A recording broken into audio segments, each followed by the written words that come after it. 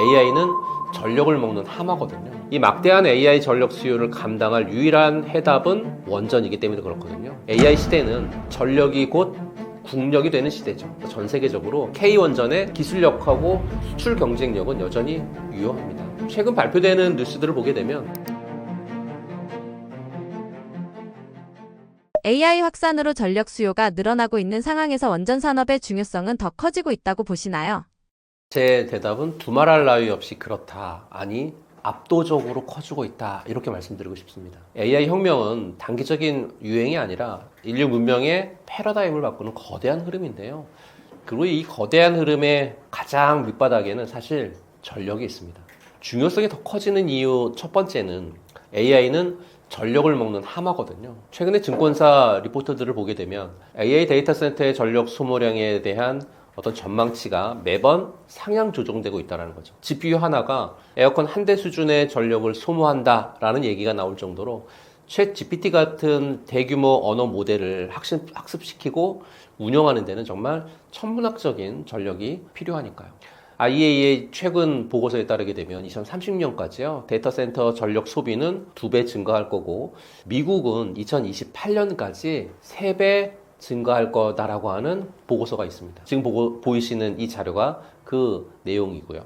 2024년과 2025년을 거치면서 AI 기술이 폭발적으로 발전했죠. 이미 미국의 주요 전력 회사들이 데이터 센터 증설로 인한 전력 부족 사태를 우려하면서요, 신규 전력 공급에 대한 어떤 확보에 비상에 걸렸다라고 하는 뉴스는 여러분들이 심심치 않게 들어보셨을 겁니다. 향후 몇 년 안에 전력 소비량이 지금의 몇 배가 될 거라고 하는 전망은 이제 보편적인 관측인 것 같습니다. 중요성이 더 커지는 이유 두 번째는 이 막대한 AI 전력 수요를 감당할 유일한 해답은 원전이기 때문에 그렇거든요. AI 데이터 센터가 24시간 365일 안정적으로 그리고 끊임없이 단 1초의 정전도 막대한 손실로 이어질 수 있기 때문이거든요. 재생에너지만으로는 한계가 명확합니다. 아무리 발전해도 해가 지거나 바람이 불지 않으면 전력을 사용할 수 없겠죠. 이 간헐성이라고 하는 치명적 단점 때문에 대규모 AI 데이터 센터의 주력 전원으로 사용하기는 어렵겠죠. 화력 발전은 기후 변화 시대에 더 이상 이제 답이 될 수 없죠. 탄소 중립 목표를 달성하기 위해서 전 세계가 화석 연료 사용을 계속해서 줄이고 있거든요. AI 때문에 다시 화력 발전 비중 늘릴 수 없는 그런 노릇이니까요. 바로 이 지점에 퇴근하고 월 50만 원만 더 벌어볼까 하시는 분들 많으시죠? 요즘 인기라는 블로그 부업이 있어서 잠깐 소개해드릴게요. AI가 대신 글을 써주고 블로그에만 올리면 구글에서 매달 수익이 들어오는 방식으로 얼굴 노출 안 해도 되고 비용도 안 들어서 중장년층 사이에서 특히 인기라고 해요. 궁금하신 분들은 고정 댓글에서 무료 강의 링크 받아가세요. 원자력 발전의 독보적인 강점이 빛을 발할 수 있습니다. 또한 원전은 발전 과정에서요, 온실가스를 배출하지 않는 청정 에너지죠. AI 시대의 폭발적인 전력 수요를 충족시키면서 ESG 경영이라든지 그리고 탄소 중립 목표를 달성할 수 있는 거의 유일한 수단이 원전 같습니다. 그리고 수입하는 화석 연료 의존도를 줄여가지고요, 국가 에너지 안보를 강화하는 데도 핵심적인 역할을 합니다.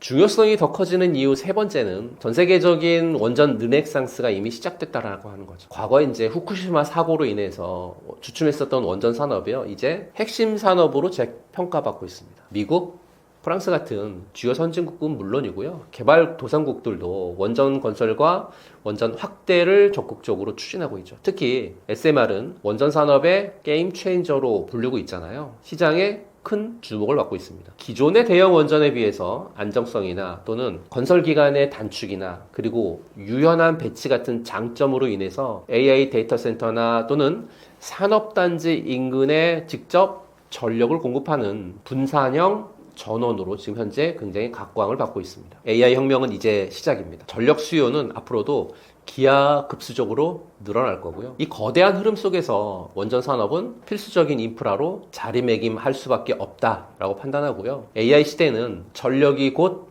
국력이 되는 시대죠. 그리고 그 전력의 안정적이고 청정한 공급을 책임질 핵심 산업이 바로 원전이라는 거 명심하셨으면 좋겠고요. 이 거대한 트렌드 속에서 지혜로운 투자를 통해서 기회를 잡으셨으면 좋겠다라는 말씀 드립니다. 최근 원전주 조정은 추세가 꺾인 흐름이라고 보시나요? 아니면 과정이라고 보시나요? 지금 원전주의 조정은 거대한 그 상승을 위한 과정일 뿐 결코 추세가 꺾인 흐름이 아니다라고 말씀드리고 싶고요. 강한 상승 추세 속에서 건전한 조정은 물론 필수적이잖아요. 마치 마라톤 선수가요. 오르막길을 달리다가 잠시 숨을 고르거나 또는 잠시 쉬었다가 물을 마시는 것하고 똑같다라고 봅니다. 지치고 힘든 약한 손들은 털어내고 더 멀리, 더 높이 뛰기 위한 숨고르기라고 해석을 하고요. 최근 글로벌 에너지 동향을 종합적으로 분석을 해서 말씀을 좀 드리면 첫 번째는 거시경제 불확실성에 따른 일시적인 조정이다라고 말씀드립니다. 현재는 고금리 또는 고환율이라고 하는 정말 매크로 불확실성이 시장 전반에 걸쳐서 부담을 좀 주고 있는데요. 기업들의 자금 조달 비용 증가라든지 또는 경기 침체 우려 같은 여러 악재가 복합적으로 작용하면서 투자 심리가 지금 굉장히 많이 위축된 그런 상황이잖아요. 원전주만 유독 조정을 받는 게 아니라 시장 전반적으로 관망세가 짙어지면서 상승 피로감을 해소하는 과정이다라고 보시는 게 가장 좋을 것 같고요. 에너지 관련 기업들의 여러 실적 전망 보고서들을 본다라고 해도 단기적인 원자재 가격의 변동이나 또는 매크로 이슈에 따른 수익성 둔화 우려가 있지만 장기적인 전력 수요 성장세는 변함없이 긍정적으로 보고 있다라고 하는 게 첫 번째입니다. 두 번째는 단기적인 차익 실현 매물이 출회가 된 걸로 보고 있는데요. 이 원전주들이 AI발 전력 수요 급증 기대감 그리고 정부의 원전 확대 정책에 힘입어서 꽤 큰 폭의 상승을 보여왔잖아요. 이렇게 단기간에 이제 주가가 많이 오르다 보니까 일부 투자자분들은 이 시점에서 수익을 확정하려고 하는 움직임을 보일 수 있겠죠. 이거는 뭐 자연스러운 시장 순리잖아요. 다만 단기적인 차익 실현 매물이 추세 전환을 의미하는 것은 절대 아닙니다. 오히려 조정 후에 더 탄탄한 기반을 다지고 올라설 가능성이 높다라는 시그널로 해석할 필요가 있을 것 같고요. 세 번째는 원전 산업의 펀더멘털은 여전히 강력하다라고 말씀드립니다. 배가 산으로 가면 안 되잖아요. 중요한 건 기업의 본질적인 가치하고 산업의 성장 동력이잖아요. 우선 AI 전력 수요를 보게 되면 AI 데이터 센터의 전력 수요는 이제 시작인 것 같습니다. 이 막대한 수요를 안정적으로 그리고 친환경적으로 감당할 수 있는 유일한 대안은 원전밖에 없죠. 글로벌 에너지 기관들의 이 보고서들은 향후 10년 이상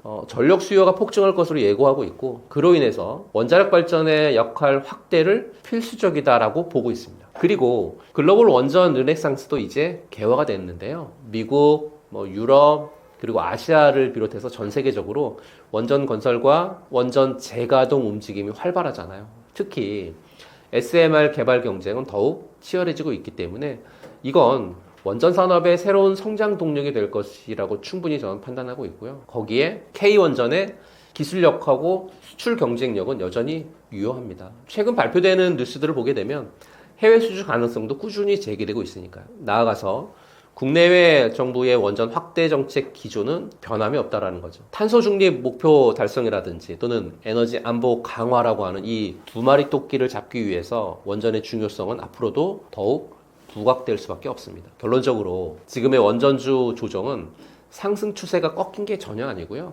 앞으로 더 큰 도약을 하기 위한 숨고르기, 그러니까 건강한 가격 조정 과정이다. 이렇게 보는 게 합리적이다라고 말씀드리고요. 오히려 장기적인 안목을 갖고 계신 투자자분들은 저가 매수의 기회가 지금이 아닐까라고 말씀드리고 싶습니다. 대형 원전과 SMR 중에서 현재 시장이 더 주목해야 할 영역은 어디라고 보시나요?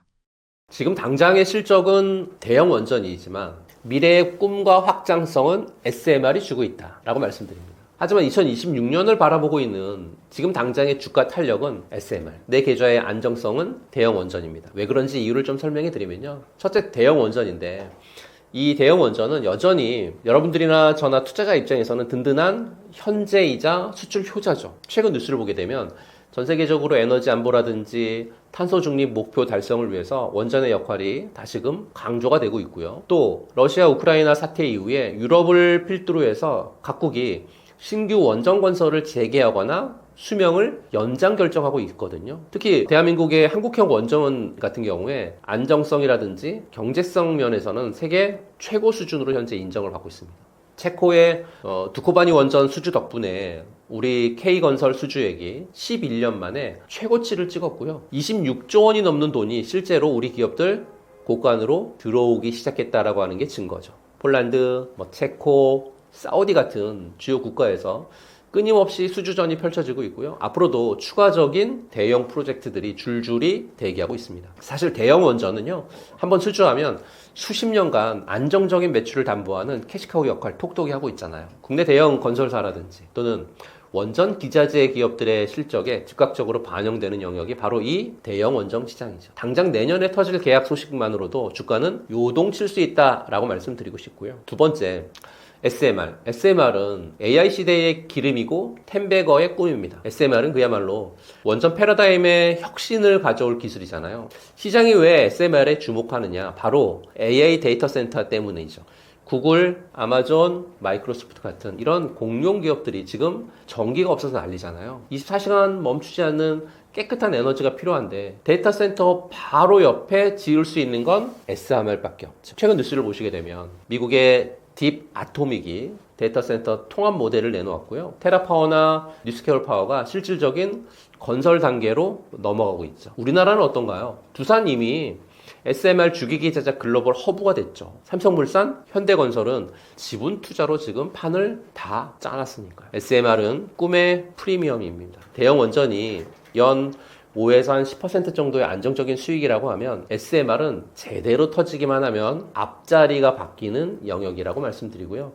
2026년 이제는 기대감을 넘어서 실질적인 수주 공시가 나오는 그런 구간에 진입했고, 단기적으로는 대형 원전의 수주 모멘텀을 주시하되 중장기적으로는 SMR의 기술력과 사업 확장성을 겸비한 이런 기업에 분산 투자하는 투트랙 전략 주목하실 필요가 있다라고 말씀드립니다. 현재 시장은 대형 원전 관련 뉴스가 나올 때마다 즉각적으로 반응하죠. 기존 원전 관련 부품이나 또는 기자재 그리고 설계라든지 건설 역량을 갖고 있는 기업들은 여전히 강력한 투자 매력을 지니고 있다라고 말씀드리고요. 동시에 SMR은 지금 당장의 매출보다는 기술 개발의 어떤 진척도라든지 또는 인허가가 굉장히 중요하거든요. 이 인허가 진행 상황이라든지 또는 글로벌 파트너십 구축 여부를 면밀히 살피실 필요가 있고요. 이 작은 원전이 상용화되는 순간 시장의 판도 완전히 바뀔 겁니다. 결론적으로 원전은 단순한 에너지를 넘어서 국가 안보 또는 산업에 대한 경쟁력 그리고 미래 기술의 핵심이라고 볼 수 있고요. 대형 원전이 만들어내는 어떤 든든한 현금 흐름과 SMR이 열어갈 무한한 성장 가능성을 동시에 보실 필요가 있고요.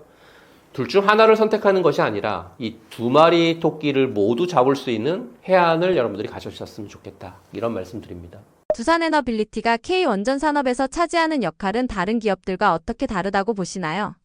두산 에너빌리티는 K원전의 심장을 만드는 유일한 회사죠. 다른 기업들은 대체 가능하지만 두산 에너빌리티 같은 경우에는 대체 불가능합니다. 쉽게 원전 산업을 집짓는 걸로 비교를 해보면 한수원은 건물주입니다. 원전을 소유하고 운영하는 사업자죠. 그러니까 체코 원전 수주도 한수원이 총괄 주 계약자로 나섰잖아요. UAE 원전 수주로 세계 6번째 상용 원전 수출국 반열에 올랐고요.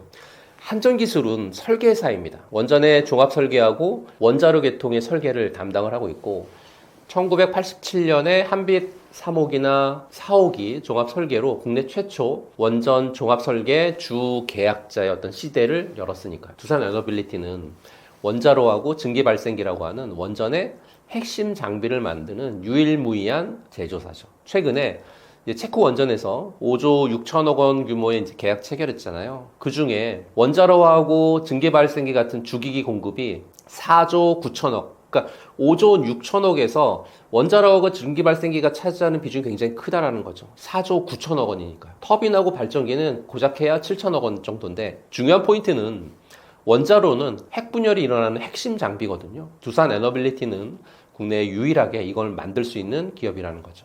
국내 유일의 대형 원자로 제작 어떤 그 역량을 보유하고 있고 한국형 원전이라고 하는 APR 1400의 다수 원자로 공급 실적도 갖고 있으니까요. 이 원자로 용기를 만들려고 하면 정말 초대형 단조 설비가 필요하거든요. 이건 전 세계에 몇 개 안 됩니다. 두산 에너빌리티는 원자로 용기 제작이 가능한 이 단조 설비를 가진 세계 몇 안 되는 업체 중에 하나고요. UAE의 바라카 원전 프로젝트 주기기를 제작하고 공급하면서 세계적으로 검증된 원전 주기기 제작 업체로 인정도 받았으니까요. 쉽게 말하면 한수원하고 한전기술이 아무리 원전을 설계를 하고 수주를 한다 하더라도 두산 에너빌리티가 원자로를 만들어주지 않으면 원전은 절대 못 짓는다는 거죠. 심장 없는 사람이 살 수 있을까요? 최근 두산 에너빌리티의 4분기에만 6조 원 이상의 수주 따냈거든요. 체코 원전 5조 6천억, 미국 SMR 개발사 엑스에너지하고의 어떤 계약, 또 미국 빅테크하고의 가스터빈 3개 공급 계약까지. 그리고 더 중요한 건 2026년부터 2031년까지 총 8천억 원을 투자해가지고요. 대한민국 창원에 SMR 전용 공장 구축한다라고 발표했거든요. 이를 통해서 연간 한 20개 정도의 SMR 제작 시설을 갖출 계획이죠. 왜 이렇게 공격적으로 투자하냐고요?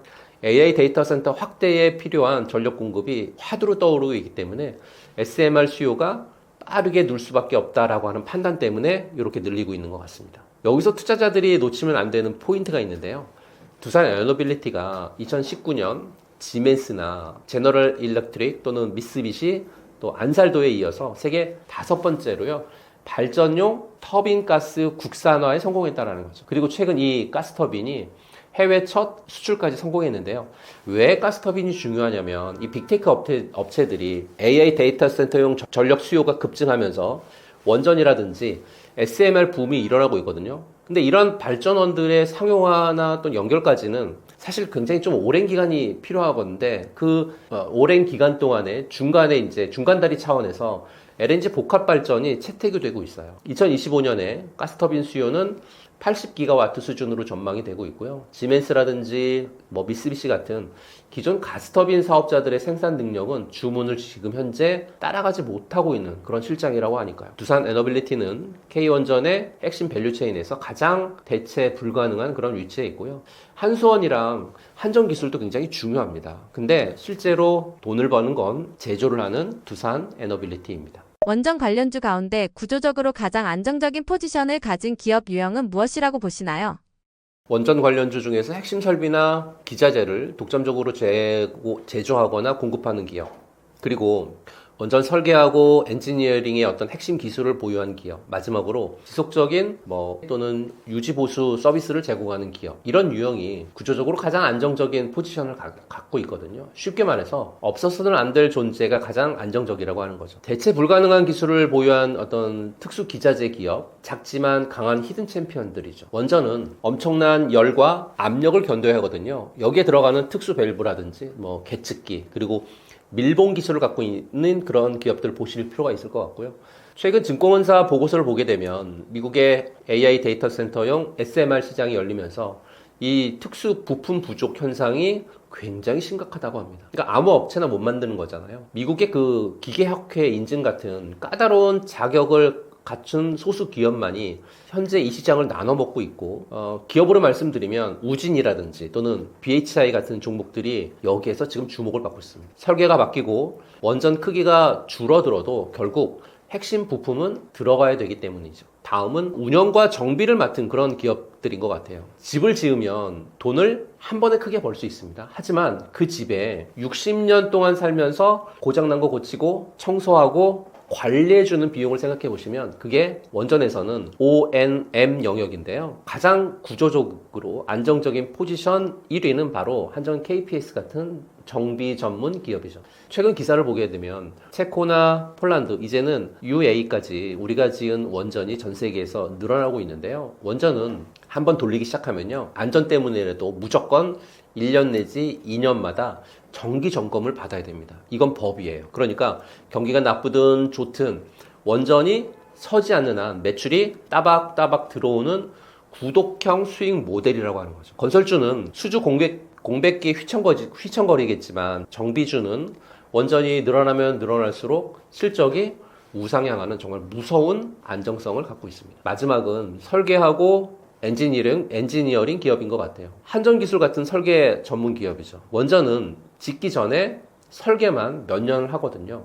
지금 2025년 말 현재 정부의 11차 전력 수급 계획 기본서에 따르게 되면 신규 원전 3개 건설이 현재 구체화되어 있고요. 여기에 SMR 표준 설계까지 이 모든 일의 시작점은 바로 설계입니다. 설계 기업의 무서운 점은 독점적인 지위죠. 우리나라에서 대형 원전 개통 설계를 제대로 할 수 있는 곳이 여기 말고 또 있나요? 없습니다. 국가 정책과 함께 가는 구조적인 독점주. 이건 주식하는 여러분들이나 제가 가장 사랑하는 해자가 있는 종목이죠. 수익률의 한방은 SMR 관련주나 제작사인 두산 에너빌리티에서 나오겠지만 내 계좌의 하방을 지지해주는 어떤 기둥은 무조건 ONM 설계에서 나오죠. 나는 변동성이 좀 싫고 연금처럼 원전주 가져가고 싶다 하시는 분들은 정비하고 서비스 비중이 높은 그런 기업들을 보시면 좋을 것 같고요.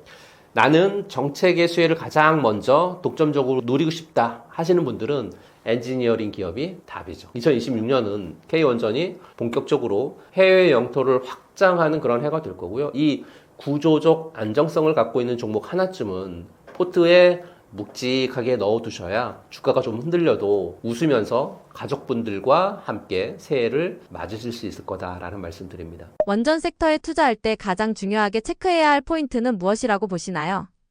핵심 포인트 첫 번째는 정부 정책 같아요. 원전은 거대한 인프라 사업이기 때문에 정부의 지원과 규제 없이는 제대로 성장하기 어렵거든요. 최근 글로벌 에너지 시장은 러시아하고 우크라이나 사태로 인해서 에너지 안보의 중요성 극대화되었고 많은 국가들이 원전 다시 주목하고 있잖아요. 스웨덴만 봐도요, 한때 탈원전 정책을 추진했고 하지만 2022년에 정권이 바뀐 이후에 정책 방향을 전환합니다. 그래서 2035년까지 최소 2개, 2045년까지 총 10개의 대형 원자로를 목표로 해서 신규 원전 도입을 현재 추진하고 있거든요. 또 안정적인 전력 공급을 위해 가지고 2045년까지 전력 소비량의 60% 이상 증가할 걸로 예상을 하고 있어서 원자력 발전의 필요성 굉장히 크게 절감하고 있습니다. 우리나라뿐만 아니라 전 세계적으로 기후변화 대응이라든지 에너지 안보 강화를 위해서 원전의 필요성 인식하고 있는 그런 국가들 많이 지금 늘고 있고요. 가장 큰 변화의 물결이죠. 그러면 정부의 원전 확대 기조가 지속이 되겠죠. 거기에 글로벌 시장에서 한국형 원전의 경쟁력 유지가 되겠죠. 이런 부분들은 정말 꾸준히 여러분들이 보셨으면 좋겠고요. 핵심 포인트 둘째는 K원전의 수출 경쟁력, 거기에 SMR의 상용화 부분인 것 같아요. 이제 국내 시장만 보고 원전에 투자하시면 안 된다는 건 뭐 많은 분들이 아실 건데요. 글로벌 시장이 진짜 대박을 터뜨리는 곳이죠. 뭐 폴란드, 체코, 사우디, 그리고 최근에 이제 부상하고 있는 루마니아 같은 주요 수주 어떤 후보국들하고의 막판 조율 상황이라든지 또는 대한민국 기업들이 갖고 있는 기술적 어떤 우위가 얼마나 강력한지를 좀 파악하실 필요가 있고요. 특히 이 SMR은 미래 원전 시장의 게임 체인저다라고 계속 강조해 드리고 있거든요. 우리 기술로 개발 중인 이 SMR이 언제쯤 상용화 단계에 진입을 하고 세계 시장에서 독보적인 경쟁력을 갖고 있는지 그 속도하고 진척도는 여러분들이 정말 면밀히 들여다볼 필요가 있습니다. 해외 수주 한 건 터지면 관련 주식들 날아가는 건 시간 문제라고 말씀드리고요. 2025년 말 현재 SMR 상용화는 기술 완성도를 넘어서요. 경제성 확보 단계로 진입 중이라는 거 꼭 기억하셨으면 좋겠습니다. 핵심 포인트 세 번째는요. 기업의 어떤 재무 건전성이라든지 수주에 대한 어떤 잔고가 꼼꼼히 남아있는지 이거 확인하셨으면 좋겠어요. 아무리 정부가 밀어주고 수출 기대감이 커도 결국 기업의 펀더멘탈이 받쳐주지 못하면 모래정이잖아요. 각 원전 관련 기업들의 재무제표 반드시 보실 필요가 있고요. 안정적인 매출이라든지 이익 구조를 갖고 있는지 또는 부채 비율은 적당한지 그리고 무엇보다 수주 잔고가 충분히 쌓여 있는지 굉장히 중요하고요. 특히 오랜 기간 원전 산업이 침체기였잖아요. 현재 확보된 일감이 향후에 몇 년간 안정적인 성장을 담보할 수 있는지에 대한 부분들도 판단하셨으면 좋겠습니다. 물론 신규 수주 기대감도 좋지만 이미 확정된 캐시카우가 있는지 반드시 확인할 필요가 있고요. 이렇게 되면 단기적인 이슈에 흔들리지 않겠죠. 왜냐하면 기업들이 체력을 보여줬으니까요. 핵심 포인트 네 번째는 기술적인 우위라든지 미래 성장 동력 부분인 것 같아요. 단순히 원전 건설이나 또는 기자재 납품만 머무르는 어떤 기업은 한계가 있겠죠. 그래서 SMR을 넘어서 차세대의 원전 기술인 예를 들면 용융염 원자로라든지 굉장히 발음이 어려운데 이 용융염 원자로 같은 부분들 또 고속 증식로 같은 거 그리고 방사성 폐기물 처리 기술 같은 또 원전 해체 기술 같은 이런 부분들은 사실 미래 먹거리이고요. 얼마나 기업이 투자를 했느냐 또 얼마나 기업이 기술력을 확보했는지 굉장히 중요합니다. 기술 패러다임이 빠르게 변하는 시대에 여러분과 제가 서 있는데요. 지금 잘 나가는 기술도 사실 몇 년 지나면 구닥다리가 될 수 있거든요. 그래서 끊임없이 진화하고 혁신하는 기업만이 장기적인 성장을 이룰 수 있고요. R&D 투자 현황과 특허 동향도 유심히 살펴보실 필요가 있겠습니다. 특히 원전 연료 그리고 핵심 부품 국산화 역량은 미래 경쟁력을 좌우할 정말 중요한 요소이기 때문에 놓치지 않으셨으면 좋겠다라는 말씀드립니다. 최근 로봇 관련주들이 다시 주목받고 있는 이유는 무엇이라고 보시나요? 첫째 이유는 인공지능하고의 완벽한 융합, 그러니까 지능형 로봇 시대의 개막인데요. 지난 몇 년간 폭발적으로 발전한 어떤 생성형 AI 기술, 이 AI가 로봇의 뇌를 완전히 업그레이드 했습니다. 단순히 정해진 동작만 반복하는 로봇이 아니라 이제 보고, 듣고, 그리고 스스로 판단하고, 스스로 학습하고, 심지어 사람하고 대화까지 하면서 복잡한 임무를 수행하는 지능형 로봇의 시대가 열렸고요. 최근 증권사 보고서를 보게 되면 과거 로봇 붐이 자동화에 초점이 맞춰졌다라고 하면 지금은 자율화하고 지능화가 핵심 키워드입니다. AI가 로봇의 눈과 귀 그리고 두뇌가 되면서 적용 분야가 무한대로 확장되고 있죠. 이건 게임 체인저 중에 게임 체인저입니다. 둘째 이유는 휴머노이드 로봇과 서비스 로봇의 실제 적용 부분 같아요. 그러니까 과거 SF 영화에서 보던 이 휴머노이드 로봇이 이제 현실이 되고 있습니다. 테슬라의 옵티머스, 피겨 AI 같은 휴머노이드 로봇들이 단순 시연을 넘어서요, 실제 공장이나 물류 현장에 투입되고 있으니까요. 그리고 물류나 배송, 그리고 서빙, 그리고 의료 보조, 청소, 우리 일상생활 곳곳에 침투하고 있고요. 서비스 로봇 시장이 폭발적으로 성장하고 있습니다. 고령화로 인한 만성적인 어떤 인력난이라든지 생산성 향상에 대한 압박이라든지 로봇 도입을 가속화하는 가장 강력한 동력이 되고 있으니까요. 로봇은 비싸다라고 하는 인식도 서비스 로봇 확산으로 초기 투자 비용이 굉장히 줄어들었거든요. 그래서 빠르게 바뀌고 있습니다. 더 이상 공장만의 이야기가 아닌 거죠. 세 번째 이유는 각국 정부의 강력한 정책, 거기에 글로벌 기업들의 투자 확대 부분인 것 같아요. 이 로봇 산업은 이제 단순한 기술 산업을 넘어서요, 국가 경쟁력을 좌우하는 핵심 산업으로 자리매김했으니까요. 우리 정부는 물론 미국, 유럽, 일본, 중국 같은 이 주요국 정부들도 자국 로봇 산업 육성을 위해서 천문학적인 예산, 또 정책 지원 아끼지 않고 있으니까 거기에 스마트 팩토리, 디지털 전환 같은 이런 키워드 아래에서 로봇 도입 장려하고 있으니까 거기에 그것뿐만 아니라 아마존이나 구글, 마이크로소프트, 엔비디아 같은 글로벌 빅테크 기업들이 로봇 인수라든지 합병이라든지 대규모 투자 계속하고 있고, 이들이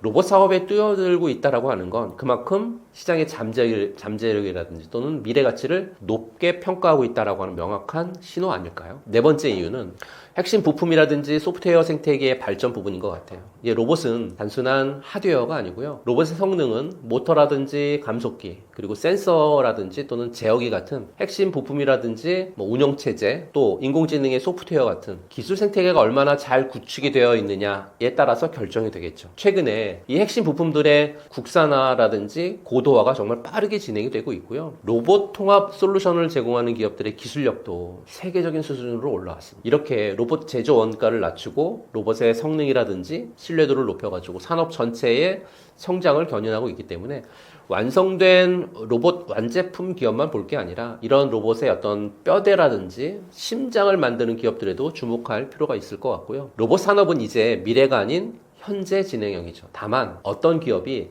진짜 기술력을 갖고 있고 어떤 시장을 선도해 나갈 것인지, 진짜하고 가짜를 가리는 선별 작업은 여전히 중요하다고 말씀드리고요. 남들 말만 듣고 투자하지 마시고 남들의 기준을 가지고 직접 분석해 보시기 바라겠습니다. 분명히 큰 기회를 잡을 수 있을 거다라는 말씀드립니다. 로봇 산업이 이제는 기대가 아니라 실적으로 평가받는 구간에 들어섰다고 보시나요? 네, 그렇습니다. 2025년은 로봇주가 성장 테마주에서 실적 성장주로 명암이 바뀌는 역사적인 원년이라고 말씀드리는데요. 2024년까지만 해도 로봇은 미래는 밝은데 당장 돈 못 벌어 온다라는 말이 공식이었어요. 근데 최근에 나온 2025년 3분기 상장사의 실적 분석을 보면 소름이 돋습니다. 국내 주요한 로봇 상장사 중에서 SPG, 고영, 큐렉스, 라운테크, 클로봇, 로보티즈, 아진, 엑스텍 이런 기업들이 이미 분기 영업이익을 흑자로 기록하고 있으니까요. 특히 로보티즈나 클로봇 같은 서비스 로봇 그리고 AI 소프트웨어 기업들이 흑자로 돌아섰다고 하는 건 이제 로봇이 우리 일상에서 실제로 돈을 벌어다 주는 구조로 완성됐다라고 하는 뜻이거든요. 이제는 적자니까 안 사가 아니라 흑자로 돌아선 대장주가 어디냐라는 걸 따져볼 때라고 말씀드리고요. 최근 글로벌 뉴스를 보게 되면 테슬라의 옵티머스뿐만 아니라 중국의 유비테크 또 유니티 같은 이런 기업들이 올해 하반기부터 약 한 1000대 이상 대규모 납품을 시작했다라고 하거든요. 우리나라도 삼성전자 레인보우 로보틱스를 통해서 그리고 현대차가 보스턴 다이내믹스를 통해 가지고요. 실제 생산 라인에 휴머노이드를 투입하기 시작했죠. 이게 왜 중요하냐면 예전에 로봇 시연 영상 하나가 주가에 춤을 췄다라고 말씀드리면 지금은 공급 계약, 수주 잔고 이런 부분들이 주가를 밀어 올리고 있다라고 말씀드립니다. 이제는 기대감이라고 하는 거품이 빠졌고요. 그 자리에 실적이라고 하는 단단한 근육이 붙고 있다. 이렇게 보시면 될 것 같고요. 최근 증권사 리포트들의 핵심 키워드는 피지컬 AI죠. 로봇 하드웨어만 파는 게 아니라 로봇을 구동하는 AI 시스템을 구독형으로 제공한다는 거죠. 구독형은 매달 따박따박 현금이 들어오는 모델이잖아요. 특히 스마트 배터리나 또는 물류 자동화 수요가 폭발하면서 B2B 그러니까 기업용 로봇 매출이 전년 대비해서 30% 이상 지금 급증했다라고 하는 데이터 나오고 시작하고 있습니다. 인건비는 오르죠. 인력은 없죠. 기업들이 로봇에 쓰는 돈을 비용이 아니라 이제는 투자로 보기 시작했다라고 하는 겁니다. 이제 로봇 산업은 단순한 기대감만으로 움직이는 테마주가 아니라 뼈대 있는 기술력과 실질적인 어떤 시장 확대를 바탕으로 해서 매출과 이익이라고 하는 단단한 두 발로 서서 달려가고 있는 그러한 상황이라는 겁니다. 물론 여전히 종목 가리기는 중요합니다. 다만 실적이라고 하는 이정표를 따라간다라고 하면 분명히 좋은 투자 기회 잡을 수 있을 거다라고 말씀드립니다. 로보티즈 외에 지금 눈여겨볼 만한 로봇 관련 기업 세 곳은 어디라고 보시나요?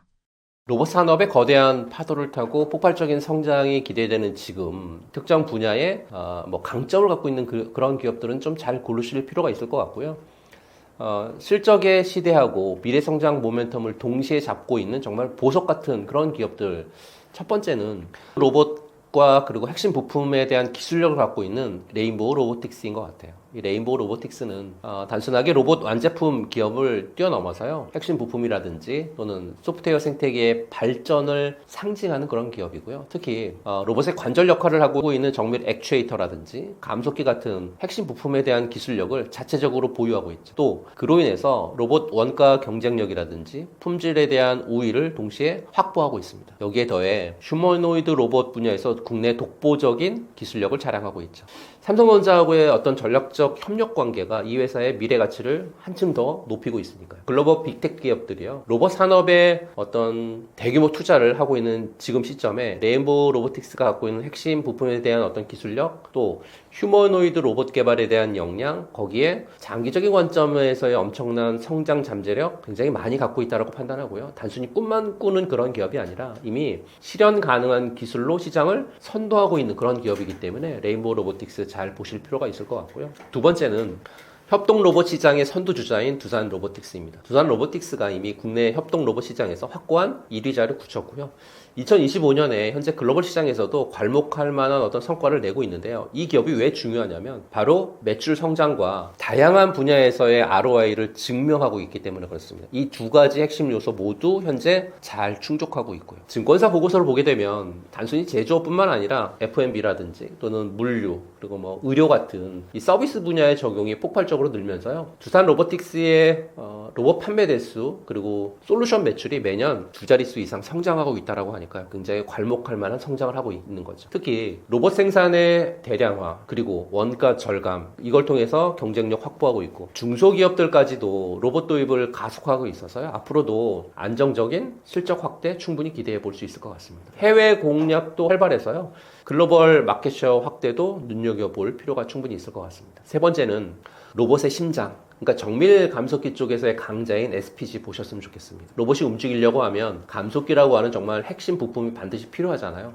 마치 자동차 엔진의 변속기 같은 역할을 하고 있으니까요. SPG가 이 정밀 감속기 분야에서 국내 최고의 기술력, 거기에 생산 능력 갖고 있는 기업이고 왜 SPG냐면 로봇 산업이 실적의 시대로 접어들잖아요. 그러면 로봇 생산량이 폭발적으로 늘겠죠. 이에 따라서 핵심 부품인 감속기 수요도 기하급수적으로 증가하겠죠. 과거에는 고가의 핵심 제품에 의존했습니다. 근데 SPG가 국산화에 성공하면서 로봇 생산의 대량화에 그리고 원가 절감에 결정적인 기여를 하고 있죠. 서비스 로봇부터 협동 로봇, 산업용 로봇까지 모든 로봇에 SPG에 감속기가 들어간다 생각해 보시면 굉장히 웃을 일이 많으실 것 같아요. 로봇 산업 전체 성장에 비례해서 매출과 이익이 늘어나는 로봇 산업에 숨겨진 진주 같은 기업이 저는 SPG라고 말씀드립니다. 앞서 말씀드린 이 세 가지 기업들은 로봇 산업의 실적의 시대를 이끌어갈 강력한 주역들이다라고 저는 확신하고요. 물론 투자에는 항상 신중해야 되잖아요. 여러분 스스로 더 깊이 분석하고 판단하는 그런 지혜를 가지셨으면 좋겠다라는 말씀드립니다. 이 세 기업을 추천하신 구체적인 이유는 무엇인가요? 레인보우 로보틱스를 한마디로 정의하면 꿈이 아닌 삼성이라는 현실입니다. 제가 이 종목을 첫 번째로 꼽은 이유도 자회사 편입 그 이상의 시너지 때문인데요. 최근 뉴스를 보게 되면 삼성전자가 콜옵션 행사하면서 지분 35% 확보했잖아요. 그러니까 명실상부한 삼성의 로봇 자회사죠. 특히 휴보의 아버지라고 불리고 있는 이 오준호 교수님이 삼성 미래 로봇 추진 단장으로 부임하면서요. 기술의 중심축이 완전히 이동했습니다. 2025년 하반기부터 삼성전자 반도체 라인에 양팔 로봇인 RBY1이 투입되기 시작했다라고 하는 기사 보셨을 건데요. 단순 시연용이 아니라 정말 돈을 아껴주는 생산 설비로 인정을 받았다고 하는 그런 뜻이거든요. 삼성이 만든 AI 반도체가 이들의 로봇의 뇌로 들어가죠. 그러면 삼성 AI 플러스 레인보우의 하드웨어 조합은 향후 글로벌 시장에서도 대적할 상대가 몇 없다고 판단합니다. 두 번째로 말씀드린 두산 로보틱스, 한마디로 정의하면 로봇계의 애플을 꿈꾸는 플랫폼 리더 기업이다 라고 말씀드립니다. 두산은 이제 단순한 기계 회사가 아니고요, 소프트웨어 생태계를 장악하기 시작했고, 최근에 영국 매체인 매뉴팩처링 디지털 보고서의 발표가 있었어요. 지금 보시는 이런 자료인데요. 이 조사에서 가장 눈에 띄는 대목은 한국 기업인 두산 로보틱스가 글로벌 10위 안에 진입했다라는 거죠. 매체는 두산 로보틱스가 시장 점유율 1%를 기록하면서 글로벌 거대 기업들하고 어깨를 나란히 했다라고 분석했으니까. 특히 북미 시장에서 점유율이 폭발적으로 늘고 있고, 지난 7월에 미국 자동화 기업인 오넥시아를 인수한 효과가 실적으로 찍히기 시작했다라고 하는 고무적인 얘기까지 합니다. 스마트폰의 iOS처럼 로봇도 앱으로 구동하는 다트 스위트 생태계가 이제 표준이 되고 있는데요. 이제 하드웨어 판매 수익보다 구독 그리고 소프트웨어의 어떤 수익 비중이 점점 높아지는 시점에 진입했죠. 로봇을 제일 잘 만드는 회사는 많지만 로봇을 가장 쓰기 쉽게 만드는 회사는 두산이라고 말씀드립니다. 그래서 대중화의 최대 수혜주라고 저는 판단하고 있습니다. 세 번째로 말씀드렸던 SPG를 한마디로 정의하면 어떤 로봇이 이기든 돈을 버는 기업이다 라고 말씀드립니다. 로봇 완제품 기업들이 전쟁을 벌일 때 가장 편안하게 수익을 낼 수 있는 곳은 바로 핵심 부품주거든요. SPG는 국내 유일하게 정밀 감속기 세 종류를 모두 양산에 성공하죠. 최근 2025년 결산 리포트를 보게 되면 해외 매출 비중이 무려 77%, 80% 가깝게 해외 매출 비중이거든요. GE라든지 코카콜라, 스트라이커 같은 글로벌 거물들이 SPG의 부품을 지금 쓰고 있습니다. 2025년 5월 디트로이트에서 자동화 로봇 전시회가 있었는데, 거기에서 휴머노이드 전용 액추에이터가 2026년부터 본격 수주에 들어갈 예정에 있고요. 로봇의 몸집이 작아지고 정교해질수록 SPG의 가치는 천정부지를 뛸 겁니다. 그래서 금광을 캐는 사람보다 청바지를 파는 사람이 돈을 더 벌었다라는 말 아시잖아요. SPG가 저는 바로 그 청바지를 판매하는 판매자다라고 보시면 될 것 같고요. 아무리 좋은 종목도 언제 사느냐에 따라서 내 계좌의 색깔이 달라지겠지만, 특히 지금처럼 2026년 초장세를 앞둔 시점에는 매수 타이밍은 생명인데요. SPG, 두산 로보틱스, 레인보우 로보틱스 잘 보셨다가 눌림에 잘 매수하셨으면 좋겠다라는 말씀 드립니다. 로봇 투자에서 개인 투자자가 가장 조심해야 할 부분은 무엇이라고 보시나요? 아무래도 첫 번째는 실적 없는 테마주 순환매, 이게 제일 무섭잖아요. 지금 로봇주 시장이 어떻게 돌아가고 있냐면, 대형주 주가와 주가지수가 박스권에 갇히자 단기적으로 수익을 챙기려고 하는 어떤 매매가 횡행하면서 테마주가 순환매하고 있어요. 이게 무슨 뜻이냐, 오늘은 로봇주가 오르면 내일은 우주항공주가 오르고 모레는 반도체주가 오르는 이런 식으로 자금이 돌고 있다는 거죠. 최근에 계양전기라고 하는 회사, 현대 트랜시스에 로보틱스 모듈 상품을 공급한다라는 공시했거든요. 그러면서 3일 동안 상한가를 찍었어요. 근데 자세히 보면 이 계양전기가 직접 로봇 부품을 만드는 게 아니라 다른 회사가 만든 걸 사다가 유통한다고 하는 거거든요. 이런 식으로 테마가 엮이게 되면 주가가 뭐 두세 배 뛰는 게 요즘 로봇주의 시장입니다. 전 경고합니다. 지수가 강하게 상승하는 시기가 오게 되면 해당 수급이 다시 대형주로 옮겨갈 수 있거든요. 그러면 급등했었던 테마주 매매에 주의를 기울이셔야 된다라고 말씀드리고요. 순환매는 언제든지 끝날 수 있습니다.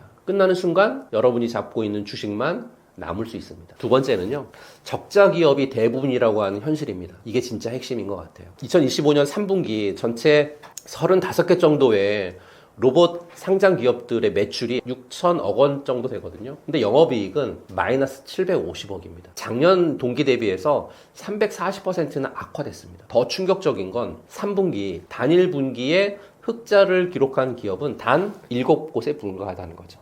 35개 기업 중에 7곳만 돈을 벌고 있습니다. 두산 로보틱스가 152억, 유일 로보틱스가 약 한 40억, 뉴로메카가 한 30억 적자를 냈고요. 심지어 레인보우 로보틱스처럼 삼성전자의 지원을 받는 회사도 아직 적자죠.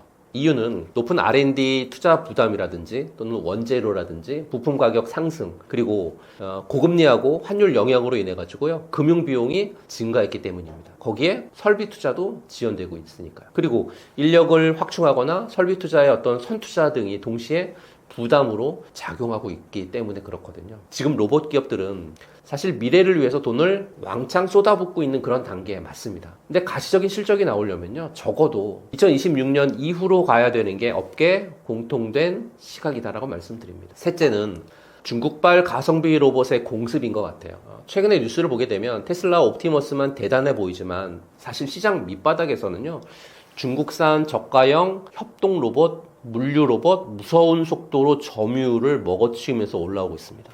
우리나라 기업이 아무리 잘 만들어도요, 중국이 반값에 내놓으면 이기긴 힘들죠. 단순히 로봇을 만든다는 것만으로는 굉장히 부족하고요.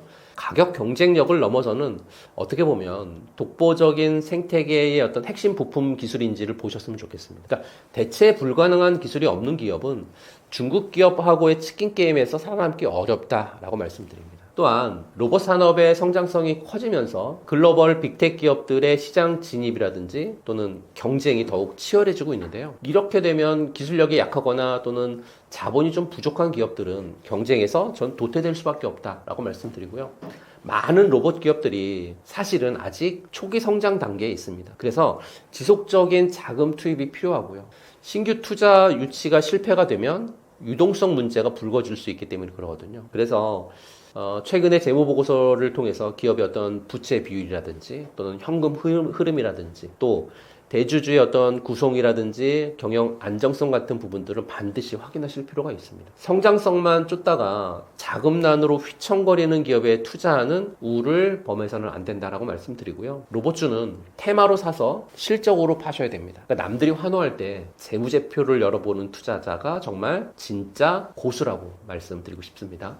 로봇 산업을 2026년까지 바라본다면 어떤 관점으로 접근하는 것이 좋다고 보시나요? 2025년 로봇주들이 기대감과 실적으로 증명하면서 정말 뜨겁게 달궈졌다라고 하면 이제 2026년은 거대한 대세 상승기를 어떻게 준비해야 될지 굉장히 고민을 많이 해야 되는 그런 연도인 것 같고요. 지금 여의도 증권사 어떤 최신 리포터들과 또 며칠 전에 발표된 글로벌 로봇 트렌드 보고서를 종합해서 말씀을 좀 드리면 2026년은 한마디로 로봇이 스스로 생각하고 행동하는 에이전트가 되는 원년이 될 거다라고 하는 얘기가 굉장히 많습니다. 2026년을 바라보는 핵심 관점을 정리해드리면 첫 번째 핵심 관점은 피지컬 AI예요. 단순하게 자동화를 넘어서 판단의 시대로 2026년이 됐다라는 거죠. 2025년까지 로봇이 정해진 일을 잘하는 정말 그런 기계였다라고 하면 이제 2026년은 피지컬 AI가 지배하는 시대죠. 이제는 언어 모델을 넘어서 대규모 행동 모델이 로봇에 탑재가 되겠죠. 로봇이 현장을 보고 스스로 어떻게 움직여야 효율적일까라는 부분들을 판단하는 거죠. 단순히 로봇 팔을 잘 만드는 하드웨어 기업보다는요, 로봇용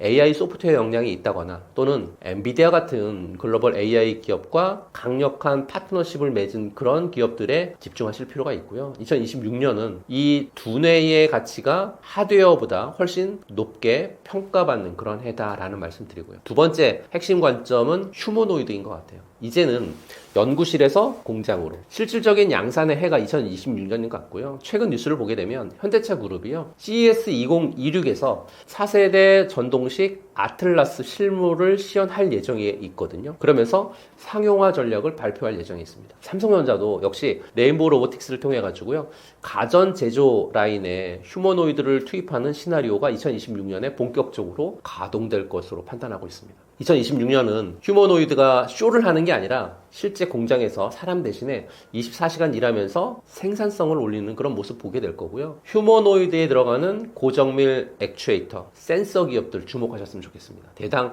수억 원 하던 로봇 가격이 양산을 통해서 가격이 낮아지기 시작하면 부품 수주 물량은 기하급수적으로 늘 수밖에 없으니까.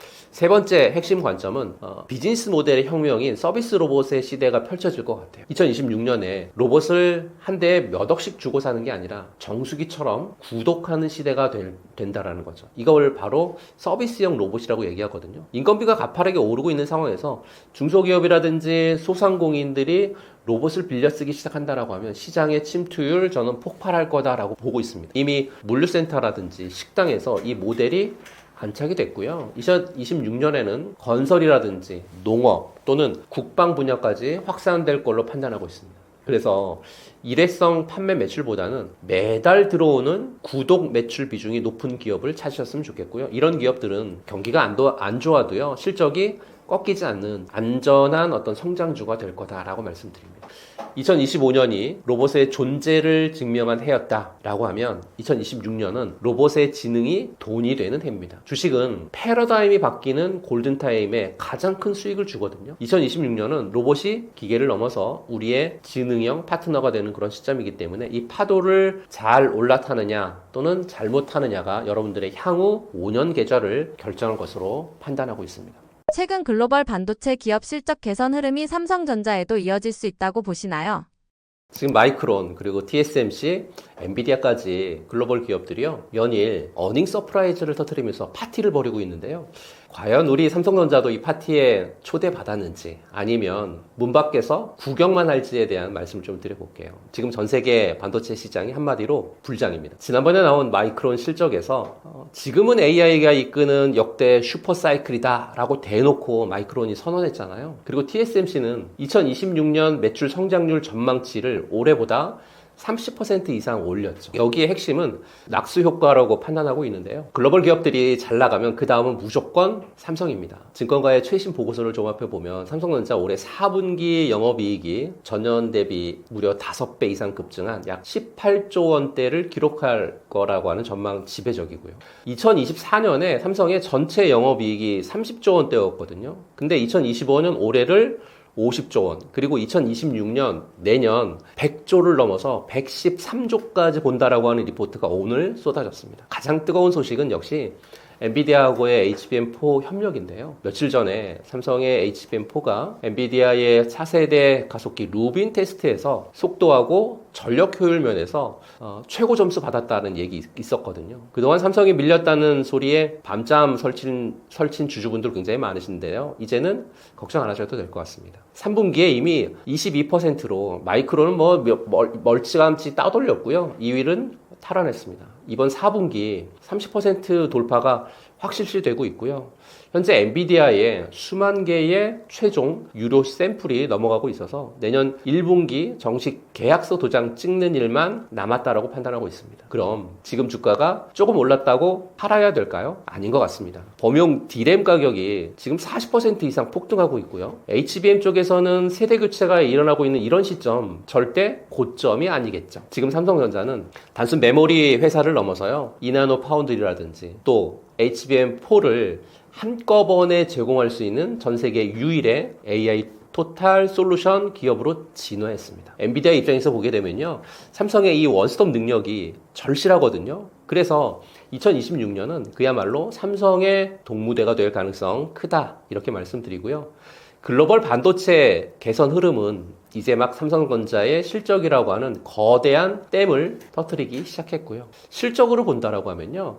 2026년 영업이익 100조 원 이상 시대에 대한 어떤 개막을 알리고 있고, 기술적으로 본다라고 하면 HBM4의 엔비디아 테스트 1등으로 기술 격차 해소까지 올라왔죠. 조정마다 비중 확대해야 되는 그런 상황이 현재 펼쳐지고 있고, 2026년 사상 최고의 기록을 보셨으면 좋겠다, 이런 말씀드립니다. 내년 이맘때면 여러분의 계좌가 빨간색이 가득 차가지고요, 더 큰 파티를 열 수 있는 그런 기간이 될 수 있다라고 저는 말씀드립니다. TSMC의 가격 정책과 공급 상황이 삼성전자의 기회 요인으로 작용하고 있다고 보시나요? 저는 매우 그렇다라고 말씀을 먼저 드리는데요. TSMC의 지금 상황은 삼성전자에게 황금 같은 기회로 작용하고 있습니다. 최근 TSMC의 행보를 보게 되면요, 가격 인상하고 공급 부족이라고 하는 이 두 가지의 주요 변수가 삼성전자의 그 파운드리 사업에 긍정적인 반사이익을 안겨줄 걸로 좀 기대하고 있는데요. 첫 번째 반사이익은 TSMC의 배짱 영업이죠. 삼성에겐 꽃길이 될 수 있는 그런 흐름이 전개가 되고 있는데요. 최근에 이제 외신 보도를 보게 되면 TSMC가 차세대 2나노 공정 가격을 3나노 대비해서 무려 50%나 인상할 거라고 하는 소식이 들려왔습니다. 그러니까 웨이퍼 한 장당 가격이 한 3만 달러, 하나로 치면 한 4천만 원 넘는 그러한 가격대가 열린 거죠. 이게 왜 삼성에게 기회냐면요, 아무리 돈을 잘 버는 애플이나 또는 엔비디아라도 이 가격은 굉장히 부담스럽거든요. 팹리스 업체들 입장에서는 수익성을 방어하기 위해서 플랜 B를 찾을 수밖에 없다라는 거죠. 그래서인지 실제로 퀄컴이라든지 AMD가 삼성의 2나노 게이트 어라운드 공정에 다시 눈독을 들이고 있다라고 하는 소식과 함께 증권사 리포트들이 쏟아지고 있죠. 두 번째 반사이익은요, TSMC의 공급 병목 현상으로 물량이 없다는 얘기죠. 지금 이 TSMC의 3나노 그리고 2나노 라인은 이미 애플, 엔비디아가 2026년도 물량까지 싹 쓸어갔어요. 그러니까 중소형 팹리스나 또는 후발주자들은 돈을 쌓아들고 가도 내년까지 물량을 못 받는 그런 상황이라는 거잖아요. 여기서 삼성이 치고 나갑니다. 삼성은 현재 2나노 웨이퍼 가격을 TSMC보다 33% 정도 저렴한 2만 달러 수준으로 책정하면서 공격적인 마케팅을 좀 펼치고 있거든요. 그러니까 고객사들이 공급망 이원화를 가장 간절히 원하는 시점이 바로 지금이라고 하는 거죠. 최근 삼성전자가요, AMD하고 2나노 파운드리 공급 계약을 코앞에 두고 있다라고 하는 소식, 이게 괜히 나오는 말이 아니라고 저는 판단하고요. 세 번째 반사이익은 삼성만이 가진 파운드리 플러스 HBM의 원스톱 솔루션이에요. 그러니까 TSMC는 사실 파운드리만 하잖아요. 삼성은 다 잘하는데, 지금처럼 AA 반도체가 중요한 시기에는 칩만 만들고 거기에 붙일 HBM4도 직접 만들어서 하나로 합쳐주는 어드밴스드 패키징, 삼성의 턴키 전략이 빛을 발할 수 있습니다. 그래서 최근 증권사 보고서를 보게 되면요, 삼성전자의 2나노 수율이 드디어 60% 선을 돌파했다. 그래서 안정적인 궤도에 진입했다. 이런 보고서 많고요. TSMC보다 싸고 물량도 넉넉하고 그리고 메모리까지 한 번에 해결해준다? 이건 글로벌 빅테크들에게 거부할 수 없는 제안이 될 거다라고 저는 판단하고요. TSMC의 높은 가격과 제한적인 공급은 삼성전자가 파운드리 쪽의 고객사들을 유치하고 점유율을 확대할 수 있는 정말 절호의 찬스를 제공하고 있다라고 말씀드립니다. 물론 삼성전자가 이 기회를 온전히 잡으려고 하면 수율 개선 당연히 필요하죠. 그리고 기술에 대한 로드맵이 차질 없이 진행이 돼야 되겠죠. 그리고 나서 고객의 신뢰 확보가 가장 중요하다, 이렇게 말씀드립니다.